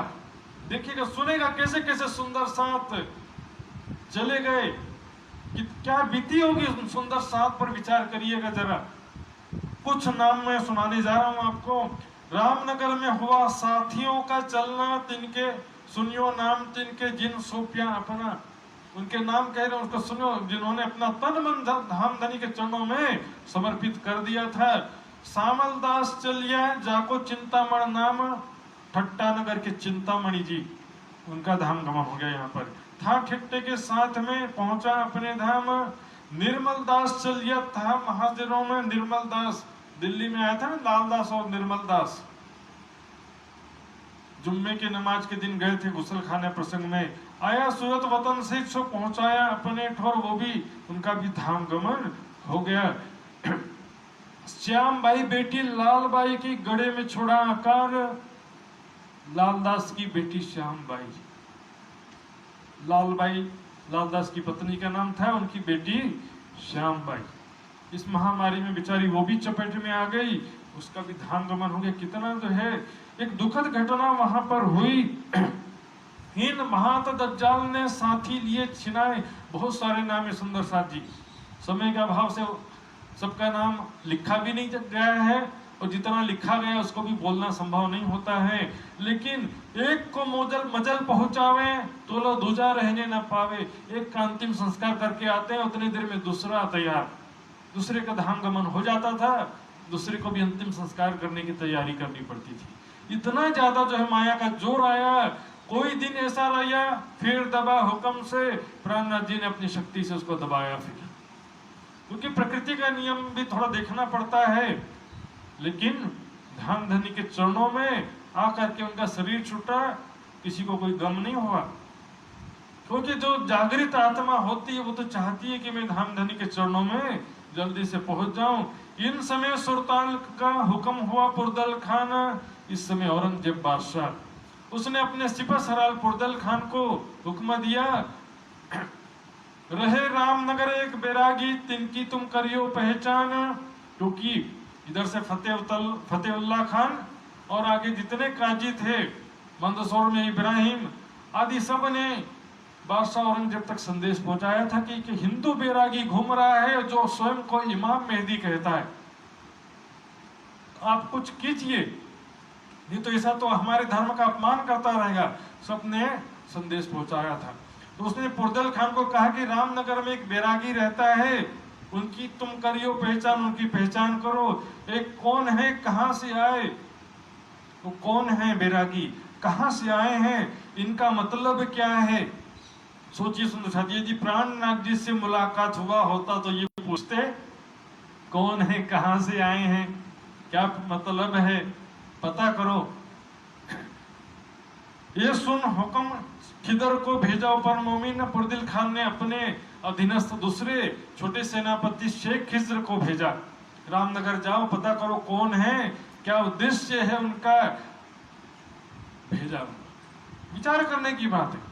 कोई कहता है कि भाई वो तो धोखे से क्या कि अपने कैद में पकड़ करके ज्ञान प्राप्त करना चाहता था, ऐसा भी कहना है किसी का कि वो दुनिया को दिखाने के लिए पकड़ रहा था, लेकिन अपने कैद में रख करके ज्ञान प्राप्त करना चाहिए। क्या कैद में रख करके कभी ज्ञान प्राप्त किया जा सकता है?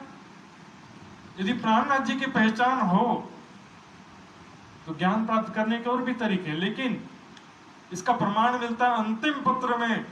औरंगजेब ने क्या लिखा है अपने अंतिम पत्र में कि मेरे घर इमाम मालिक आए थे, लेकिन मेरी अंधी आंखें उनका नूर नहीं देख सकी। तो उनको पहचान ही नहीं कर सका तो फिर ज्ञान प्राप्त करने का विचार कहां से आएगा?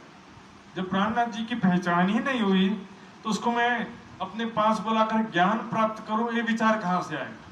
ज्ञान तो तब प्राप्त करने का विचार आएगा जब उनको पहचाना हो कि ये इमाम मेहदी साहिबुज्जमा ऐसा पहचान किया होता, तब तो ज्ञान प्राप्त करने की बात आती है ना। लेकिन अंतिम पत्र में तो लिख दिया कि मैं उनकी पहचान नहीं कर सका। या पुत्र ये कौन है, कहां से आए? मुलाकात हुई होती तो ये कौन है, कहां से आए पूछने का जरूरत पड़ता? आया अहदी होए के करता बड़ा शोर। अब शेख खिज्र आने से पहले अपने दूत को भेजता है रामनगर के राजा के पास, और दहाड़ते हुए वो आता है यहाँ पर, मैं आया फकीरों पर पकड़ दो मेरे हाथ, मैं तुम्हारे राज्य में जो साधु महात्मा बैठे उनको पकड़ने के लिए आ रहा हूँ, उनको पकड़ के मेरे हवाले कर दो। दहाड़ता हुआ आता है, ना तो मुहिम तुम पर, नहीं तो तुम्हारे लड़ने के लिए तैयार हो जाओ, या तो बैरागियों को हमारे हवाले कर दो, या तो तुम हमसे लड़ने के लिए तैयार हो जाओ। हुक्म पातशाह के हम आए तुम पर, बादशाह औरंगजेब के हुक्म से तुम्हारे राज्य में हम आ रहे हैं, जो ढील करो इन बात पर तो होत गुनाह तुम पर। यदि इस बात को नहीं मानोगे, देरी करोगे तो बादशाह औरंगजेब के हुक्म न मानने का गुनाह लगेगा।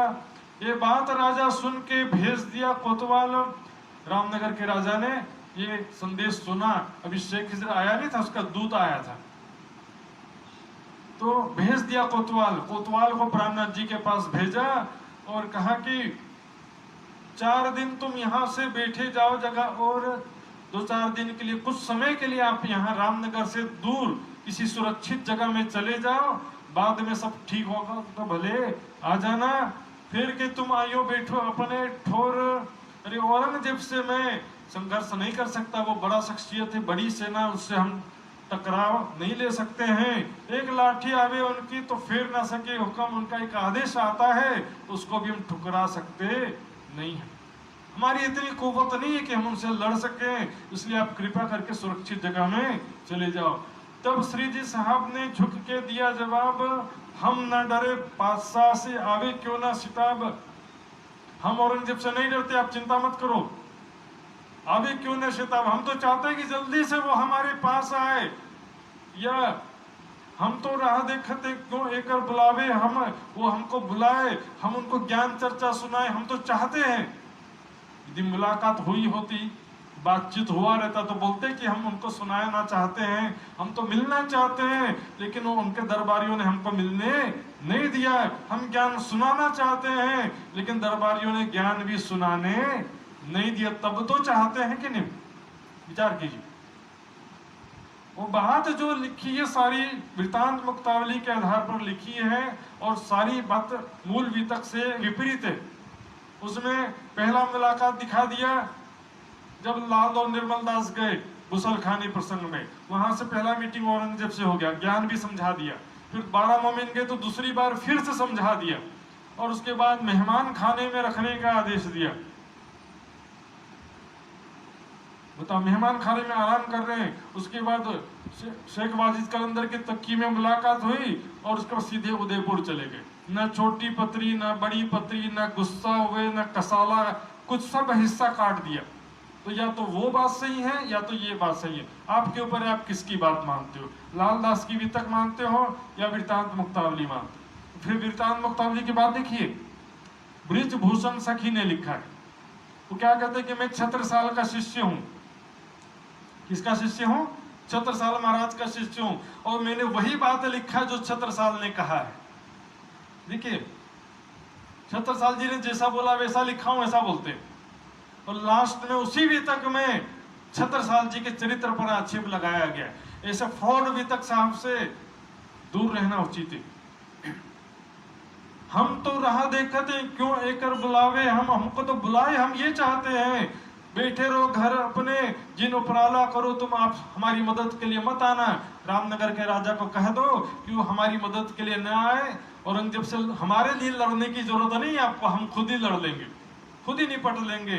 तब कोतवाल जाए के करी राजा सो अरज, राजा जाकर के बताता कोतवाल कि भाई उन लोग तो ऐसी ऐसी बातें कर रहे हैं कि हम देख लेंगे, आपको चिंता करने की जरूरत नहीं है। तब रामनगर का राजा कहता है दोबारा जाओ, तुमने ठीक से नहीं बात क्या लगता है। उनको कहना कि मैं अपनी गरज से कह रहा हूं, आप लोग को फकीर लोग को कोई चिंता होती नहीं है, लेकिन मेरे राज्य में एक मुगल सेना हिंदू वैरागियों को पकड़ के ले जाएगी तो हमारी बड़ी बदनामी होगी। कि देखो इस हिंदू राजा ने अपने हिंदू महात्माओं की भी रक्षा नहीं कर सका, ये हमारी बड़ी बदनामी हो। हम अपनी गरज से आपको जाने के लिए बोल रहे हैं। दोबारा फिर से कोतवाल को भिजवाया। हम अपने धर्म को इसी वास्ते डरा था, हम अपने धर्म से डर रहे हैं। तुम 10-20 कोस छिप के बैठ जाओ, 10-20 कोस दूर जाकर के कहीं छिप करके बैठ जाओ, बाद में ठीक होगा तो हम बुला लेंगे। राणा जी कहते हैं तुम कछु ना करो फिक्र, तुम बिल्कुल भी चिंता मत करो, बहुत इजीली आसानी से हो जाएगा काम। कछु ना चले इनका जोरा हम ऊपर, हमारे ऊपर जरा भी शक्ति नहीं चलेगी। देखत ही गल जाएंगे, वाणी सुन पटंतर, देखते ही गलित गात हो जाएंगे, द्रवित हो जाएंगे। उनका कठोर हृदय कोमल हो जाएगा, नफरत से भरा हृदय में प्रेम भर जाएगा। चिंता मत करो बिल्कुल भी, आप बिल्कुल मत करो, हमको पकड़ करके नहीं ले जा पाएंगे। कहा ना कि इमाम के श्वासों में इतना असर होगा इमाम मेहदी के कि दज्जाल आएगा तो पिघल जाएगा। दज्जाल क्या है? हृदय में बैठा हुआ दज्जाल है। रामनाथ जी की नजरों के सामने आकर उनकी ज्ञान चर्चा सुन करके वो सबके अंदर जो कुल्फत है दज्जाल है वो समाप्त हो जाता है। कोतवाल वापस जाके राजा को बताता है। राजा कहता कोतवाल तेरे बस की बात नहीं है। मंत्री सुवंश राय को भी भेजा, तुम जाकर के समझाओ, ये कोतवाल को समझाना आता नहीं है। सुवंश राय गया तो प्राणनाथ जी उसको, अब लेकिन समझदार आदमी आया है उसको थोड़ा ज्ञान से समझाते, उनको थोड़ा ज्ञान चर्चा भी सुना दिया। सुवंश राय को चिंता मत करो, हम कहेंगे कि तुम पहले खुद मुसलमान बनो फिर हमको मुसलमान बनाना। तुम ना खुदा की पहचान है, ना मोहम्मद की पहचान है, ना इमाम मेहदी की पहचान है, ना कयामत के निशानियों की पहचान है, हम ज्ञान से समझाएंगे। सुवंश राय वापस आता है और राजा से कहता है देखो राजन, हमने हर तरह से समझा दिया उनको, अब हमारी जिम्मेदारी नहीं। हमने उन प्राणनाथ जी को हर तरह से समझाया, सिवाय डराने और धमकाने के, जोर जबरदस्ती नहीं किया हमने, इसके अलावा बाकी हर तरीके से समझा दिया है। अब वो नहीं जाना चाहते तो उनकी जिम्मेदारी, हमारी जिम्मेदारी खत्म हो जाती है। इस प्रकार विचार करते करते यूं करते दिन दूसरे शेख खिदर पहुंचे धाए। शेख खिदर अपने सैनिकों के साथ दहाड़ते हुए पहुंच गया रामनगर के राजा के दरबार में और कहता है हम आए तीन काम को पकड़ दो बैरागी तुम, हम बैरागियों को पकड़ने के लिए आए हैं, बैरागियों को हमारे हवाले कर दो। रामनगर का राजा कहता है बादशाह औरंगजेब का हुक्म सिर आंखों पर, वो नदी के किनारे बैठे हैं, जाओ पकड़ के ले जाओ, हम आपके बीच में आएंगे नहीं, हम आपको बीच में रुकावट नहीं डालेंगे, जाओ पकड़ो और ले जाओ, तुम्हारा काम तुम जानो, हम आपके काम में बाधा नहीं डालेंगे। तब बोलो तो पकड़ के हमारे हवाले कर दो, तुम्हारा काम है तुम पकड़ो और ले जाओ, हम तुम्हारे काम में थोड़ी रुकावट डाल रहे। तब इस प्रकार शेख खिजर और उनके साथी अपने डेरे पर जाते हैं और रात को विचार करते हैं। उनका दीवान था भिखारी दास और उनके सेनापति आदि साथी थे, वो मिलकर विचार करते हैं बैरागी तो बैठे हैं बेचारे साधुजन, पकड़ने में कितना देर लगना है, कोई युद्ध तो लड़ना नहीं है, साधु महात्माओं को पकड़ने में कौन सी मेहनत है। कोई तलवार लेकर युद्ध तो लड़ने वाले नहीं है ना, लेकिन इसमें जल्दबाजी करना ठीक नहीं है। पहले देख लेते हैं, उनसे सुनते हैं, उनसे मिलते हैं, आखिर वो कौन है, क्या उद्देश्य है, किस तरह का ज्ञान बोलते हैं, क्या इस्लाम के या मोहम्मद के विरोध में बोल रहे हैं या अच्छी बातें बोल रहे हैं, पता किया जाए। ये तो कोई बोलेगा इस्लाम खतरे में है, चलो तलवार लेकर युद्ध लड़ना शुरू, पत्थर फेंकना शुरू, लड़ाई झगड़ा करना शुरू कर देते हैं। सामने वाला बोल क्या रहा है? निजानंद का संप्रदाय का सिद्धांत मोहम्मद साहब को, कुरान को, दीन इस्लाम को खराब नहीं कहता, अच्छा कहता, पूज्य कहता है। ब्रजराज खेल के आए बरारब श्याम, जयकारा भी लगते हैं, हुक्म के स्वरूप की जाए, तीसरी आरती श्याम सुहाई, मोहम्मद साहब का जयकारा भी बोलते हैं।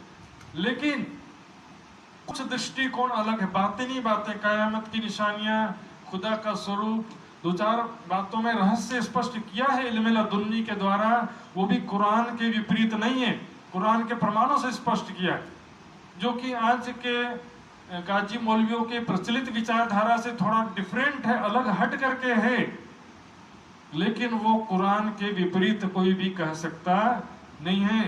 तब भिखारी दास और दो तीन साथी मिलकर के प्राणनाथ जी के चरणों में आते हैं। शेख खिजर अभी नहीं आया, इनको भेज दिया। भिखारी दास विदाई होए के आए, हादी कदम प्राणनाथ जी के चरणों में आते हैं, कदमों लाग सेजदा किया। आता है, देखता है ऐसी महान शख्सियत, ऐसा प्रभाव में आ जाता है, उनके आवेश के चरणों में प्रणाम करने पर विवश हो जाता है और क्या कहता है, हम आए तुम ऊपर, हम औरंगजेब बादशाह के निर्देश आदेश के अनुसार आपको पकड़ने के लिए आए हैं। उन्होंने पूछा है कि क्या खबर है तुम्हारी, आया पातशाही फरमान, बादशाह का फरमान आया, आदेश आया कि वो बैरागी क्या करते हैं, क्या बोलते हैं, कौन है, कहां से आए हैं, क्या उनका उद्देश्य है। हम आए तुम्हें पकड़ने, ले जाए पास सुल्तान, हम पकड़ने के लिए आए हैं, तुम्हें सुल्तान के पास ले जाने के लिए आए हैं। ब्रह्मनाथ जी क्या कहते, देखिए बहादी के हमको तो यही चाह, हमारी तो यही इच्छा है, जो हमको ये याद करे, कोई हमको उत पहुंचाए, जो कि हमको औरंगजेब के पास कोई ले जाए और हम उनको जो है ज्ञान की बातें समझाएं, यही हमारी इच्छा है। यदि पहले मुलाकात हुई होती तो ये बात कैसे कह सकते थे? बिल्कुल के नहीं कह सकते थे।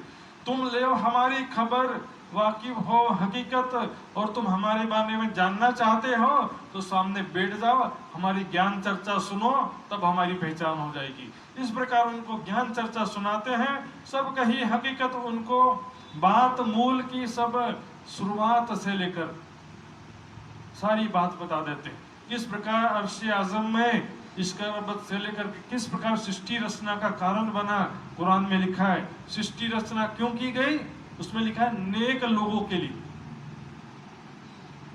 वो नेक लोग है ब्रह्म सृष्टि के लिए सृष्टि की रचना की, संसार की रचना ब्रह्म सृष्टियों के लिए की गई है। इस तरह से रूहें फरिश्ते अपने रब के हुक्म से उतरते हैं। वो कौन है? रूहें ब्रह्म सृष्टि, फरिश्ते ईश्वरी सृष्टि। कद्र की रात क्या है? ये 11वीं सदी के समय ब्रज लीला, जिसे हिंदू ग्रंथों में ब्रज लीला इंद्रकोप कहा गया, उसे कुरान में हुद तूफान कहा गया। जिसे रास लीला का प्रलय कहा गया उस समय, उसको कुरान में नूह तूफान कहा गया है। सारी बातें मिला करके जब समझा दिया, भागवत के 40 प्रश्न, क्योंकि हिंदू भाई भी थे, इसके साथ 2-3 मुस्लिम भाई भी आए थे, कुरान की बात भी समझाया, भागवत के 40 प्रश्न समझाया। अखंड ब्रज रास लीला कहाँ पर है? योग माया में, चौथी और 5वीं भैष्ट में। तब सारी बात जो है सुन करके पहले तो पूछा उनसे, फिर बाद में समझाया उनको। 3 रात 3 दिन कहिया तारतम समझाए, 3 दिन 3 रात तक तारतम ज्ञान अच्छी तरह से समझा दिया। सवाल कुरान भागवत के सब ठोर दिया, बताए, सारी बातें स्पष्ट कर दी। विरोध सारा भान के बताया एक दिन, सारा विरोध और नफरत की भावना, हिंदू मुस्लिम का जो नफरत है उसको दूर करके, हिंदुओं के मन में जहरी मुसलमान को देख करके इस्लाम से नफरत हो जाती है, मुसलमानों से और मोहम्मद से भी नफरत हो जाती है।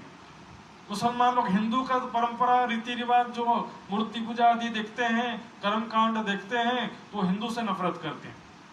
लेकिन ज्ञान देखेंगे, ज्ञान दृष्टि से तो धर्म ग्रंथ सभी अच्छा ही निर्देश देते हैं। एक परमात्मा की उपासना का ही निर्देश देते, चाहे वेद हो, चाहे कुरान हो, चाहे गीता हो, एक परमात्मा का ही निर्देश है। अनन्य प्रेम लक्षणा भक्ति का निर्देश है। यो सातों निशान कयामत के 3 करी चर्चा जो सातों निशान कयामत के समझा दिए। अब वापस जब गया शेख खिदर पे कही हकीकत सब, अब भिखारी दास और 2-3 साथी जो थे वापस आते हैं शेख खिजर के पास। शेख खिजर कहता है क्या सुने, वहां पर क्या देखा? भिखारी दास कहता है ला इलाहा इल्लल्लाह मोहम्मद रसूलुल्लाह। रे इतने दिन तू मेरे साथ में था, कभी भी ला इलाहा इल्लल्लाह नहीं बोला तूने, कहां से बोलने लग गया? अल्हम्दुलिल्लाह रब्बिल आलमीन, सारी शोभा उस खुदा के लिए जो जिमी आसमान का रब है। जब बातों को समझोगे तब तो नफरत दूर होगा। सरंद में क्या कहा? अब नबी प्यारा लग गया और लगे प्यारे शब्द रसूल।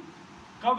जब कुरान की बातें समझ में आई तब मोहम्मद साहब प्यारे लगे और उनके वचन भी, कुरान के वचन, हदीसों के वचन भी प्यारे लगने लगे। तब ये बात कैसी तुम करी, तुम्हें क्यों कर भाई पहचान? शेख खिजर कहता है भिखारी दास ऐसा क्या सुन लिया तुमने जो तुम कह रहे हो कि कुरान पुराण वेद भागवत सब जगह में एक ही बात है, सोई खुदा सोई ब्रह्म है, सब एक, सबका मालिक एक है, तुम किस आधार पर ऐसी बातें कर रहे हो? तो सारी बात जो सुना था शेख खिजर को एक एक करके समझा दिया।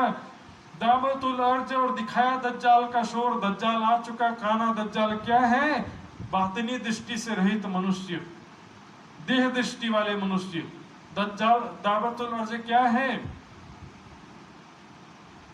चेहरा इंसान का लेकिन हैवानी फितरत, पशुओं के गुण, आंखें सुअर की, कुदृष्टि, हाथी का कान, निंदा सुन के गुस्सा होना, मूर्ख गर्दन की, गलती हो तो भी झुकने को तैयार नहीं, पहाड़ी बेल का सिंग लड़ने के लिए तैयार, अपनी गलती जहां भी देखेंगे सड़क में, बस में, ट्रेन में, कहीं पर भी लड़ने के लिए तैयार है सारे लोग।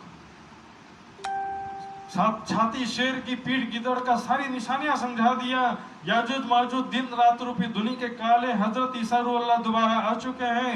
असराफिल सुर फूक दिया है, वो कोई रणसिंघा लेकर के सुर फूकने वाला नहीं है, वो जागृत बुद्धि की शक्ति दुनिया में प्रकट हो गई। ये ब्रह्म ज्ञान का वो स्पष्टीकरण कर रहा है, कुरान के रहस्य का गायन कर रहा है असराफिल। सूर्य होगा मगरब, मगरब से सूर्य उदय हो गया, इस तरह से सारा बात समझाया। शेख खिजर तुरंत ईमान आया, उसके हृदय में परम धाम का अंकुर था। कहता तुरंत सवारी तैयार करो, अब मैं रुक नहीं सकता। तुरंत आखिरुल इमाम मोहम्मद बैदी साहिब जमा और मोहम्मद हकी सूरत के दर्शन करने के लिए मैं तुरंत जाऊंगा, मेरी सवारी तुरंत तैयार करो, सैनिकों को तैयार करो। और पहले एक दूत को भेज दो कि हम दर्शन करने आ रहे हैं, ये तो घबरा जाएंगे कि कहीं युद्ध हमला करने आ रहे हैं, ऐसा कोई घबरा ना जाए। सुंदर साथ इसलिए पहले दूत को संदेशा भिजवा दिया। शेख वैसे ही उठिया, सवारी करी तैयार, तुरंत उठ गया, चलो अब देरी, मैं रुक नहीं सकता, मैं इंतजार नहीं कर सकता, जल्दी से जल्दी यहाँ से मैं चलना चाहता हूँ और जाके प्राणनाथ जी का दर्शन करना चाहता हूँ। शेख आए के पहुंचिया, ले भीड़ अपनी सेना सहित आकर के प्राणनाथ जी के चरणों में दर्शन करने आ गया। पहले से भेज दिया था, आगे ते खबर करी, हम आवत करन दीदार, हम दर्शन करने के लिए आ रहे हैं, पहले भेज दिया था। अब सैनिकों सहित पहुंच गया, देख दीदार कदमों लगा, सीधे दर्शन करके मन में श्रद्धा उत्पन्न हो गई, ये निश्चित रूप से कोई महान शख्सियत है। यही इमाम मेहदी आखिरुल इमाम मेहदी साहिब जमा है, यही मोहम्मद रसूल अल्लाह का जो कहा गया हकी सूरत है। होने लगी चर्चा कयामत का मजकूर, कयामत की निशानियों पर चर्चा होने लगी। इमाम मेहदी की क्या पहचान है, ईसा अल्लाह की क्या पहचान है? वो तन दोबारा नहीं आता है, चाहे मोहम्मद साहब का तन दोबारा नहीं आएगा, वो शक्ति जो वहां थी, जो स्वरूप था, जो आत्म थी, वो दोबारा आई। श्यामा जी की आत्म और धनी का आवेश, उसी को उर्दू में कहेंगे धनी का जोश। इन समय दज्जाल ने किया बड़ा शोर। इस समय दज्जाल क्या करता है? नजदीक ही बेदड़े गांव के मुसलमान थे, वहां पर उनके दिल में घुस गया सब दज्जाल। बोले चलो चलो, शेख खिजर आया है हिंदू बैरागियों को पकड़ने के लिए, हम भी चलते हैं सहायता करने के लिए, बहती हुई गंगा में हम भी हाथ धो लेंगे, 2-4 पत्थर हम भी मार देंगे, चलो चलो करके मिल करके झगड़ा करने के लिए आ गए। और यहाँ तो सारा स्थिति बदल चुका था, उनको मालूम नहीं था। आकर के बीच सभा में हंगामा करने लगे। वहां कुरान तफसीर धरी थी, करने लगा जिद, कुरान और तफसीर उसने रखी थी। ये हिंदुओं को रवा नहीं, तुम क्यों चर्चा करो मोहम्मद, हिंदू बैरागियों को इजाजत नहीं है कि कुरान और मोहम्मद के विषय में चर्चा करें, तुमको ऐसा नहीं करना चाहिए, तुम्हारी हिम्मत कैसी हुई, ऐसा करके झगड़ा करने लगे। अब यहाँ पर शेख खिजर और उनके सैनिक सारे बैठे थे। तब शेख को गुस्सा चढ़ा, इन्हें उठाए दो मोटे तक। शेख खिजर को गुस्सा आता है, इन जाहिल लोगों को उठा करके धक्के मार के यहाँ से भगा दो। सैनिकों को आदेश दे दिया, देव धक्के इनको करने लगा हरकत, धक्के मार के निकालो सारों को।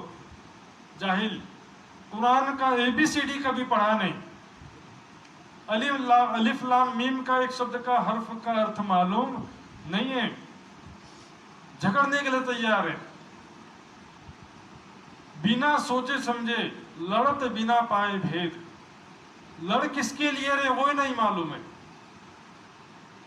कुरान में क्या लिखा है, धर्म में जबरदस्ती नहीं है। हे मोहम्मद, तुझे संदेश देने के लिए भेजा है, तुम्हारा काम है संदेश देना, हिसाब लेना हमारे जिम्मे, काफी है, कत्ल कर दो। तुमको मारने का अधिकार किसने दिया? लड़ने का अधिकार केवल उस स्थिति में जब तुम्हारे ऊपर कोई हमला करे। तुम किसी के ऊपर हमला करो ऐसा नहीं कहा। क्या कहा? मेरा कर्म मेरे लिए है, तुम्हारा कर्म तुम्हारे लिए, हमें तुम्हें कोई झगड़ा नहीं है। कुरान के वचन है, हमें तुम्हें कोई झगड़ा नहीं है। और क्या कहा? तुम्हें लगता है कि तुम सच्चे हो तो हमें लगता है कि हम सच्चे हैं, तो आओ हम भी प्रतीक्षा, मैं भी प्रतीक्षा करता हूं, तुम भी प्रतीक्षा करो उस दिन तक जब खुदा सबका न्याय करेगा। और एक जगह हदीस में आता, बहुत अच्छा इंटरेस्टिंग, कहते हैं ऐसा करो, तुम अपने रिश्तेदारों को, जाति बिरादरी वालों को सबको इकट्ठा करो, मैं भी अपने रिश्तेदारों को, जाति बिरादरी वालों को सबको इकट्ठा करता हूं। इसलिए झगड़ा करने के लिए नहीं, सब मिलकर बोलेंगे कि हम में से जो झूठा है उसे खुदा लानत करे, बस ये बोल रहा है। सब मिलके बोलेंगे, तो जो झूठा है वो बोलेगा कभी? जो झूठा है उसको लानत मिले, जो खुद झूठा वो कहां से बोलेगा? लेकिन भी देखो, बेहतर तो खुदा जानता है। तुमको लगता है कि तुम सच्चे हो, तो हमको लगता है हम सच्चे, तो दोनों इंतजार करो यार, वेट करना सीखो, पेशेंस रखो, खुदा सबका न्याय करेगा। हाँ, आप सत्य की जिज्ञासा रखना तो रखो, नहीं सुनना है तो मत सुनो, लेकिन किसी को आप दबा नहीं सकते हो। दिन दूसरे गया राजा की सोहबत। अब शेख खिजर अगले दिन रामनगर के राजा के दरबार में गया। पहले दिन तो दहाड़ते हुए आया था, बैरागी को हमारे हवाले कर दो, दहाड़ते हुए आया था। तो दूसरे दिन आकर के क्या कहता है, रामनगर के राजा, हेफ है तुझ, धिक्कार है तुझको, ऐसा पहलवान, ऐसा ब्रह्म ज्ञानी और ऐसे बुद्ध निष्कलंक स्वरूप इमाम मेहदी साहिबुज्जमा तुम्हारे नगर में आकर के बैठे हैं और तू कभी उनके दर्शन के लिए नहीं गया, हेफ है तुझको, धिक्कार है तुझको। राजा बोलता है, भली अच्छा बात हो गया, कल ही तुम दहाड़ते हुए आए थे, आज तुम ही बदल गए। शेख खिजर कहता है, कल मैं आया था दहाड़ते हुए क्योंकि मुझे बादशाह का हुक्म था, मुझे प्राणनाथ जी की पहचान कल नहीं थी, लेकिन आज जब मैं मिला तो मुझे उनकी पहचान हो गई, उनके ज्ञान की पहचान हो गई। इस कारण मैं आज तुमको सावचेत करने आया हूं कि उन बैरागी के दर्शन करो, उनकी सेवा करो, उनकी ज्ञान चर्चा सुनो, अपने आत्मा का कल्याण करो। शेख खिजर कह के चला गया। अब रामनगर के दरबार में, राजा के दरबार में पंडित दज्जाल बैठे हुए थे। कहते महाराज, उन बैरागियों के पास भुरकी है, भुरकी, तंत्र मंत्र करके, राख में ना तंत्र मंत्र करके रखे हुए थे, जो कि चरणों में से शीश झुकाता है तो ऊपर भुरकी डाल देते हैं। तो वो उनका हो जाता है, उनके काबू में आ जाता है, वशीकरण कर देते हैं। तो उनके सामने तुम कभी भी ना जाना, भुरकी डाल देंगे आपके सिर पे भी। रामनगर का राजा कहता है बुलाना तो पड़ेगा, शेख खिजर के गया है, शेख खिजर को नाराज नहीं कर सकता मैं। एक बार भोजन के लिए बुलाना तो पड़ेगा, लेकिन चिंता मत करो, मैं दूर खड़े रहूंगा, सामने जाके सिर नहीं झुकाऊंगा। एक ये रामनगर का राजा दुर्भाग्यशाली और दूसरा उदयपुर का राणा, दोनों ही पंडितों के बहकावे में आकर प्राणनाथ जी के चरणों में नहीं आए। इस प्रकार भोजन के लिए बुलाया, लेकिन दूर खड़े रहा, दूर से दीदार करूंगा, दूर से दीदार करूंगा कहा था, उसी के अनुसार ऐसे ही पीछे फिर सुनी चला कान, हर हर दूर से चर्चा भी सुना, औपचारिक रूप से भोजन कराया। बिना अंकुर क्या करेगा, है ना, बिना अंकुर क्या करे, कर ना सका बेचार, बिना अंकुर क्या कर सकता था। अब शेख खिजर कहता है हे प्राणनाथ जी, औरंगजेब बादशाह को कुछ तो लिख के भेजना पड़ेगा। उसने पूछा था कि कौन बैरागी है, क्या उद्देश्य है, तो लिख करके तो भेजना पड़ेगा, तो आप आदेश दीजिए मैं क्या लिख करके भेजूं। प्राणनाथ जी कहते हैं शेख खिजर, तूने जो समझा है, जो देखा है, जो जाना है, वो लिख करके भेज दो, इसमें मुझसे पूछने की जरूरत नहीं है। तो शेख खिजर अपनी भावना अनुसार चिट्ठी लिख करके भेज देता है और प्राणनाथ जी को कहता है कि मैं थोड़े दिनों के लिए मुझे वापस जाना पड़ेगा, फिर बाद में मैं निवृत्त होकर के और सेवा कार्य से निवृत्त होकर के बाद में फिर मैं आपके चरणों में आऊंगा, तो फिर वापस आपके चरणों से दूर कभी भी नहीं जाऊंगा। भिखारी दास शेख खिजर वापस चले जाते हैं। इसी बीच पास ही पुरदल खान का एक रिश्तेदार था गुलाम मोहम्मद, उसको पता चला कि पुरदल खान ने सरदार को भेजा है रामनगर में बैरागियों को पकड़ने के लिए, तो सोचता कि मैं भी चलता हूँ, बहती गंगा में मैं भी थोड़ा हाथ धो लूंगा, मेरा भी नाम हो जाएगा कि मैंने भी खाया, और लूटपाट का सामान भी मिलेगा, वो भी मेरे पास में आएगा, खाली बैठे बैठे क्या करेंगे, चलो।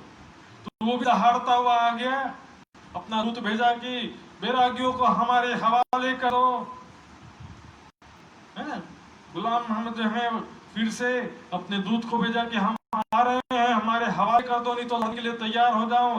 रामनगर का राजा सोचता है इन बैरागियों के कारण बार बार इन लोग कोई ना कोई आते रहता है, धमकी देते रहता है, इनके कारण बार बार हमको सिर झुकाना पड़ता है, बार बार शर्मिंदा होना पड़ता है। कोतवाल को भेज देता है, कह देता है कि हमारे राज्य से दूर चले जाओ, ऐसा आदेश देकर के कोतवाल को भेज देता है, तुम जाओ हमारे देश से, हम सह न सके खसखसे, हमारे देश से दूर चले जाओ आप बैरागी लोग। पिछली बार विनती किया था, इस बार आदेश भेजता है। देखी नजर राजा की दहशत भरी नजर, प्राणनाथ जी ने देखा कि राजा की नजर, राजा का हृदय दहशत से भरा हुआ है। तब वहां से उठ चले, जिमी देखी जहर, ऐसी धरती में रहे जहर के समान है वो धरती, जहां से सुंदर साथ या प्राणनाथ जी को निकाला जा रहा है। बताओ, वो परमात्मा उन्हीं के कारण सृष्टि रचना की गई, उन परमात्माओं के कारण उनको कह रहे कि हमारे देश से चले जाओ। वो जिमी जहर के समान है, जहां से निकाल दिया जाता। संवत 17 उनसे मास अगहन 10 में चले नगर से, फिर आए 14 रामनगर से चल करके 1729 में गढ़े पहुंचते हैं। तो वहां पर गुलाम मोहम्मद अपने 5 सैनिकों को पीछे पीछे भेजता है। पता चला कि प्राणनाथ जी निकल गए हैं साथियों सहित, बैरागी लोग आगे निकल गए हैं, तो 5 सैनिकों को भेज देता, जाओ जा करके उनको लूटपाट करके पकड़ करके लेकर के आओ। 5 सैनिकों को पीछे पीछे भेज दिया। तो गया रामनगर, 5 अपने पहुंचाए, वो रामनगर गया, सैनिकों को गढ़े भेज दिया।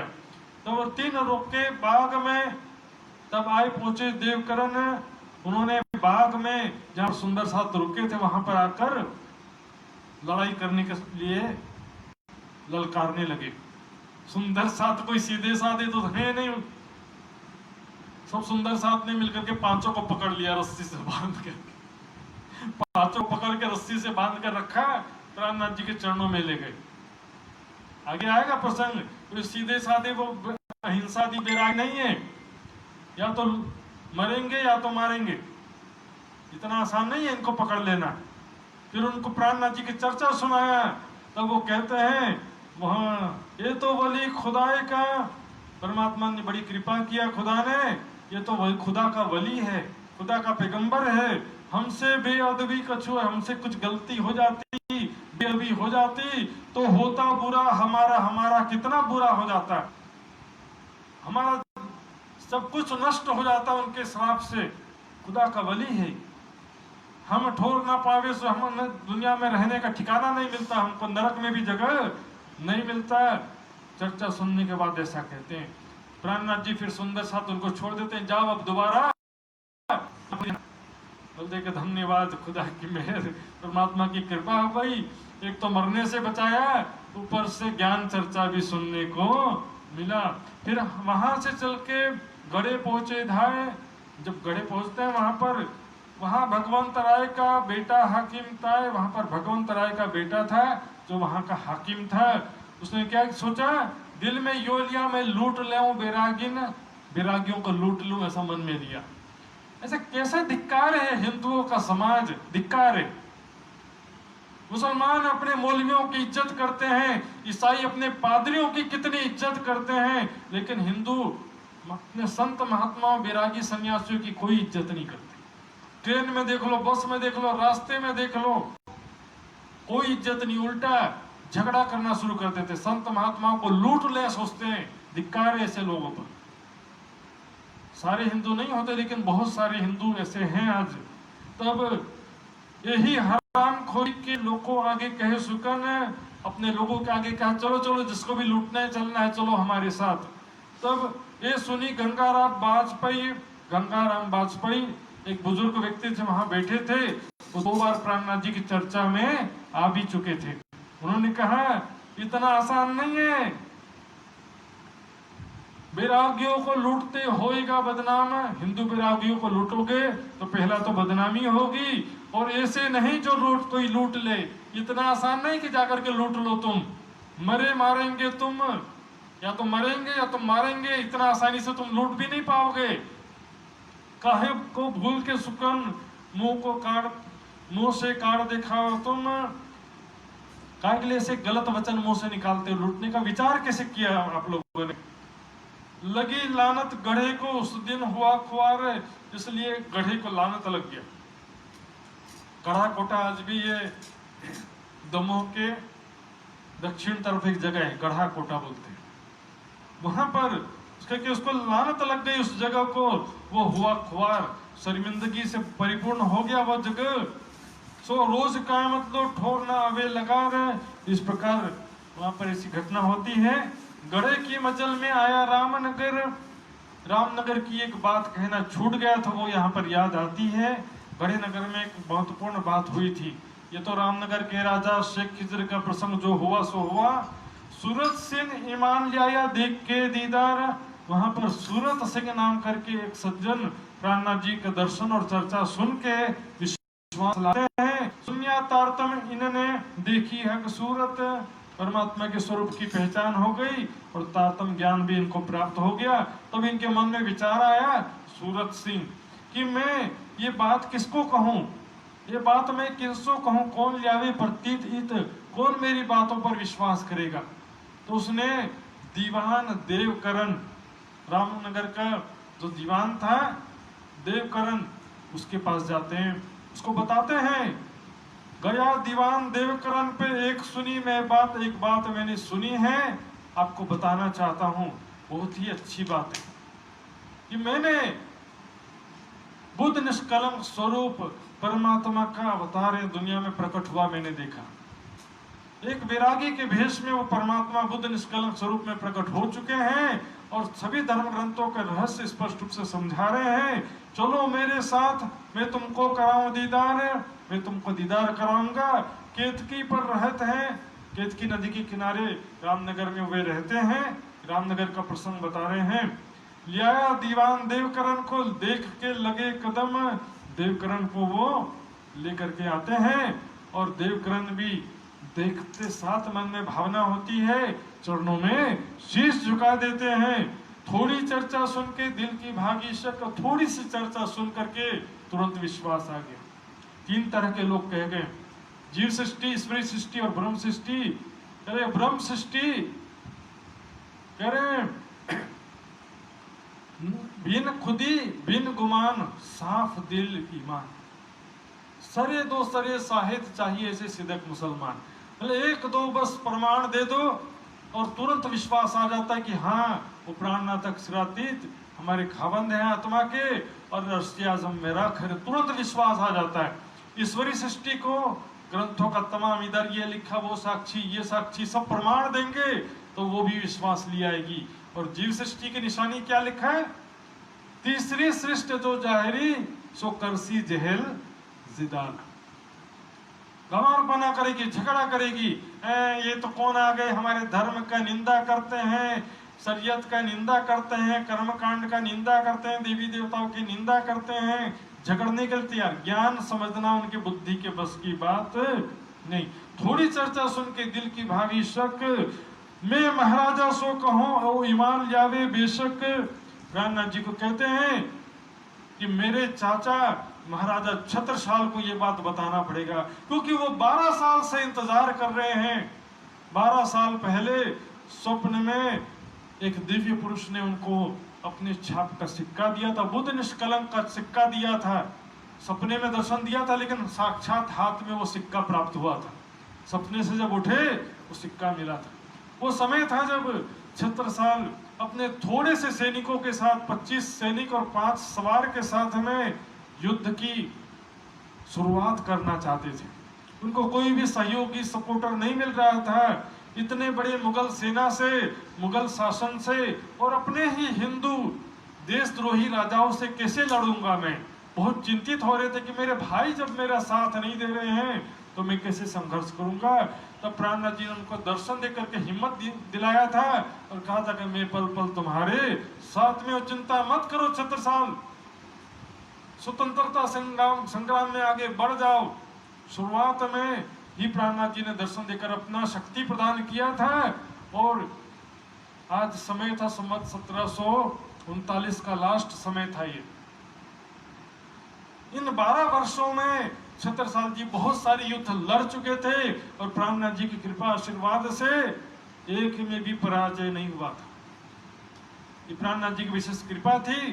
छत्रसाल जी 12 साल से प्राणनाथ जी का इंतजार कर रहे थे। ये बात देवकरण को मालूम थी। कहते कि मैं छत्रसाल जी को जल्दी से जल्दी जाकर के इसकी सूचना दूंगा। अब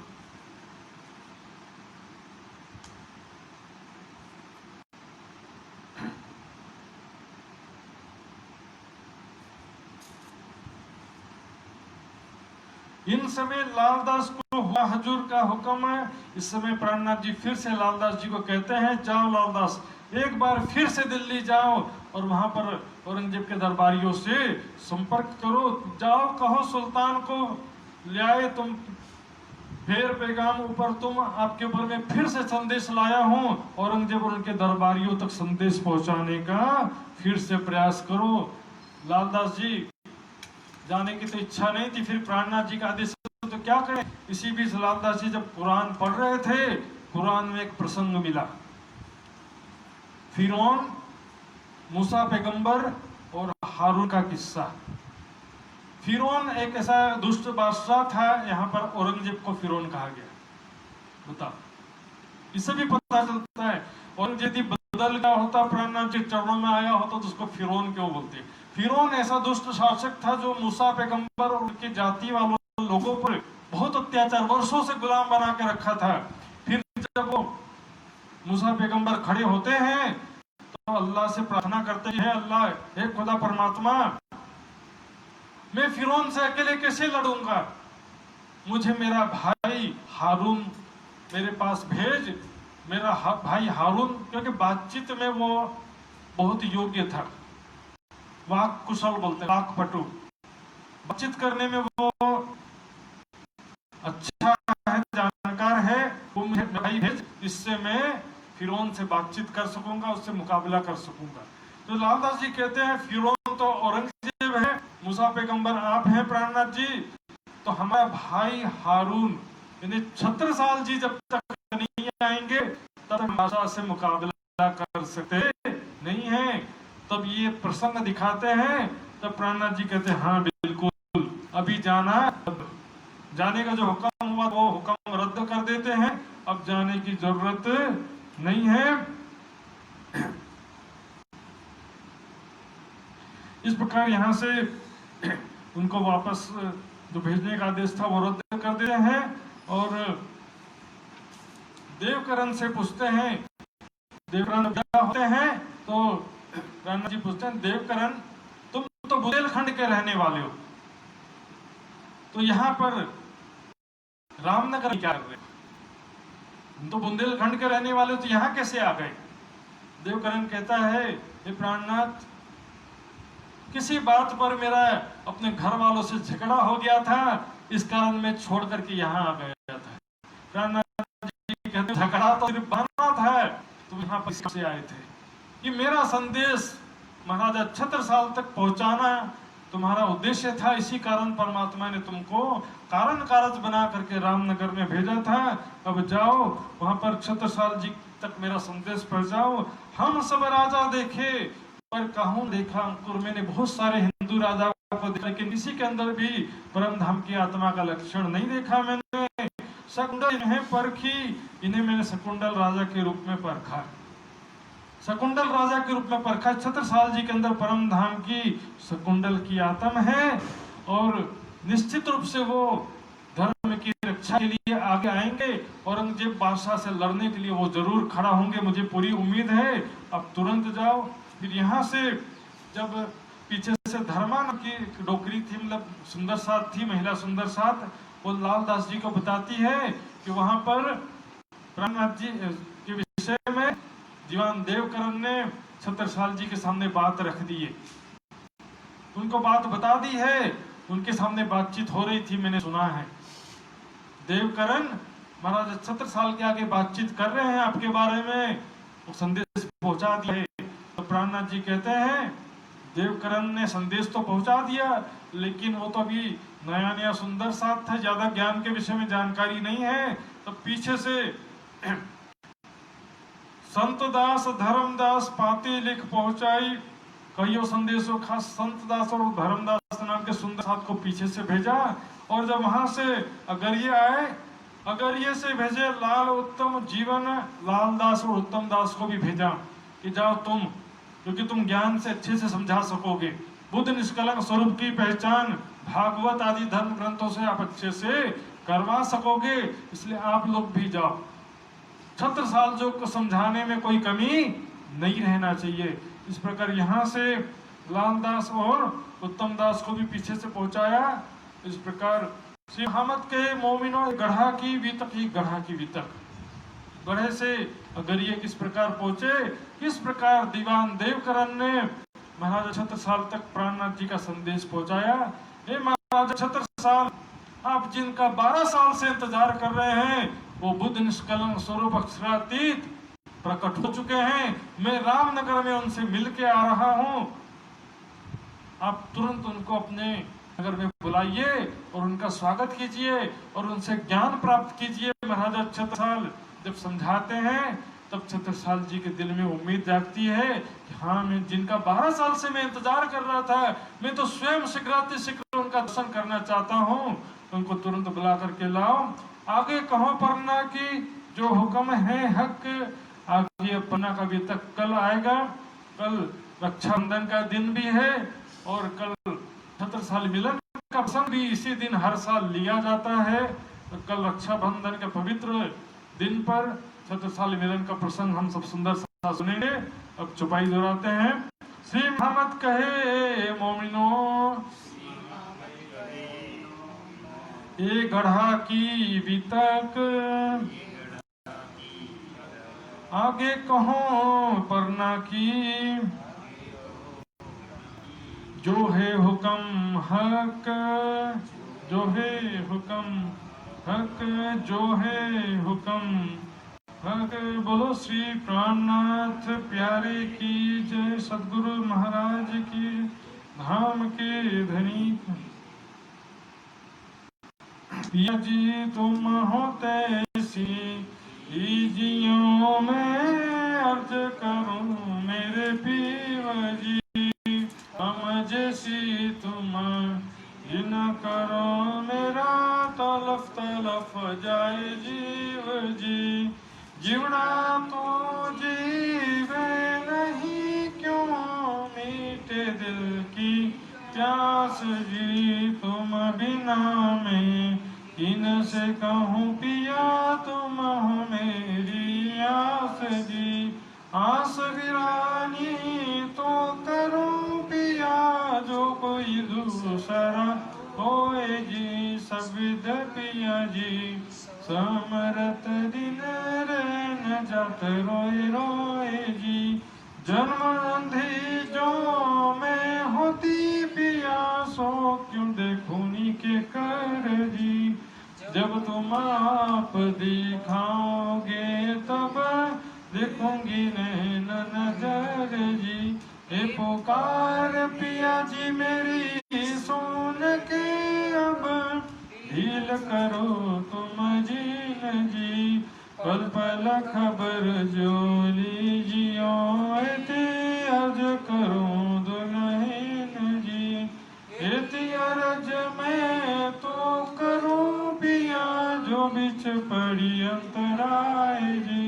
सो अंतरयाड़ी टाल के दुल्हा लीजिए कंठ लगाए जी।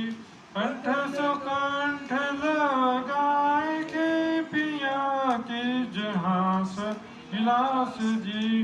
वारने जाए श्री इंद्रावती पिया राखो चरणों के पास जी। तुम दुल्हा में दुल्हनी पिया और न जानो बात जी।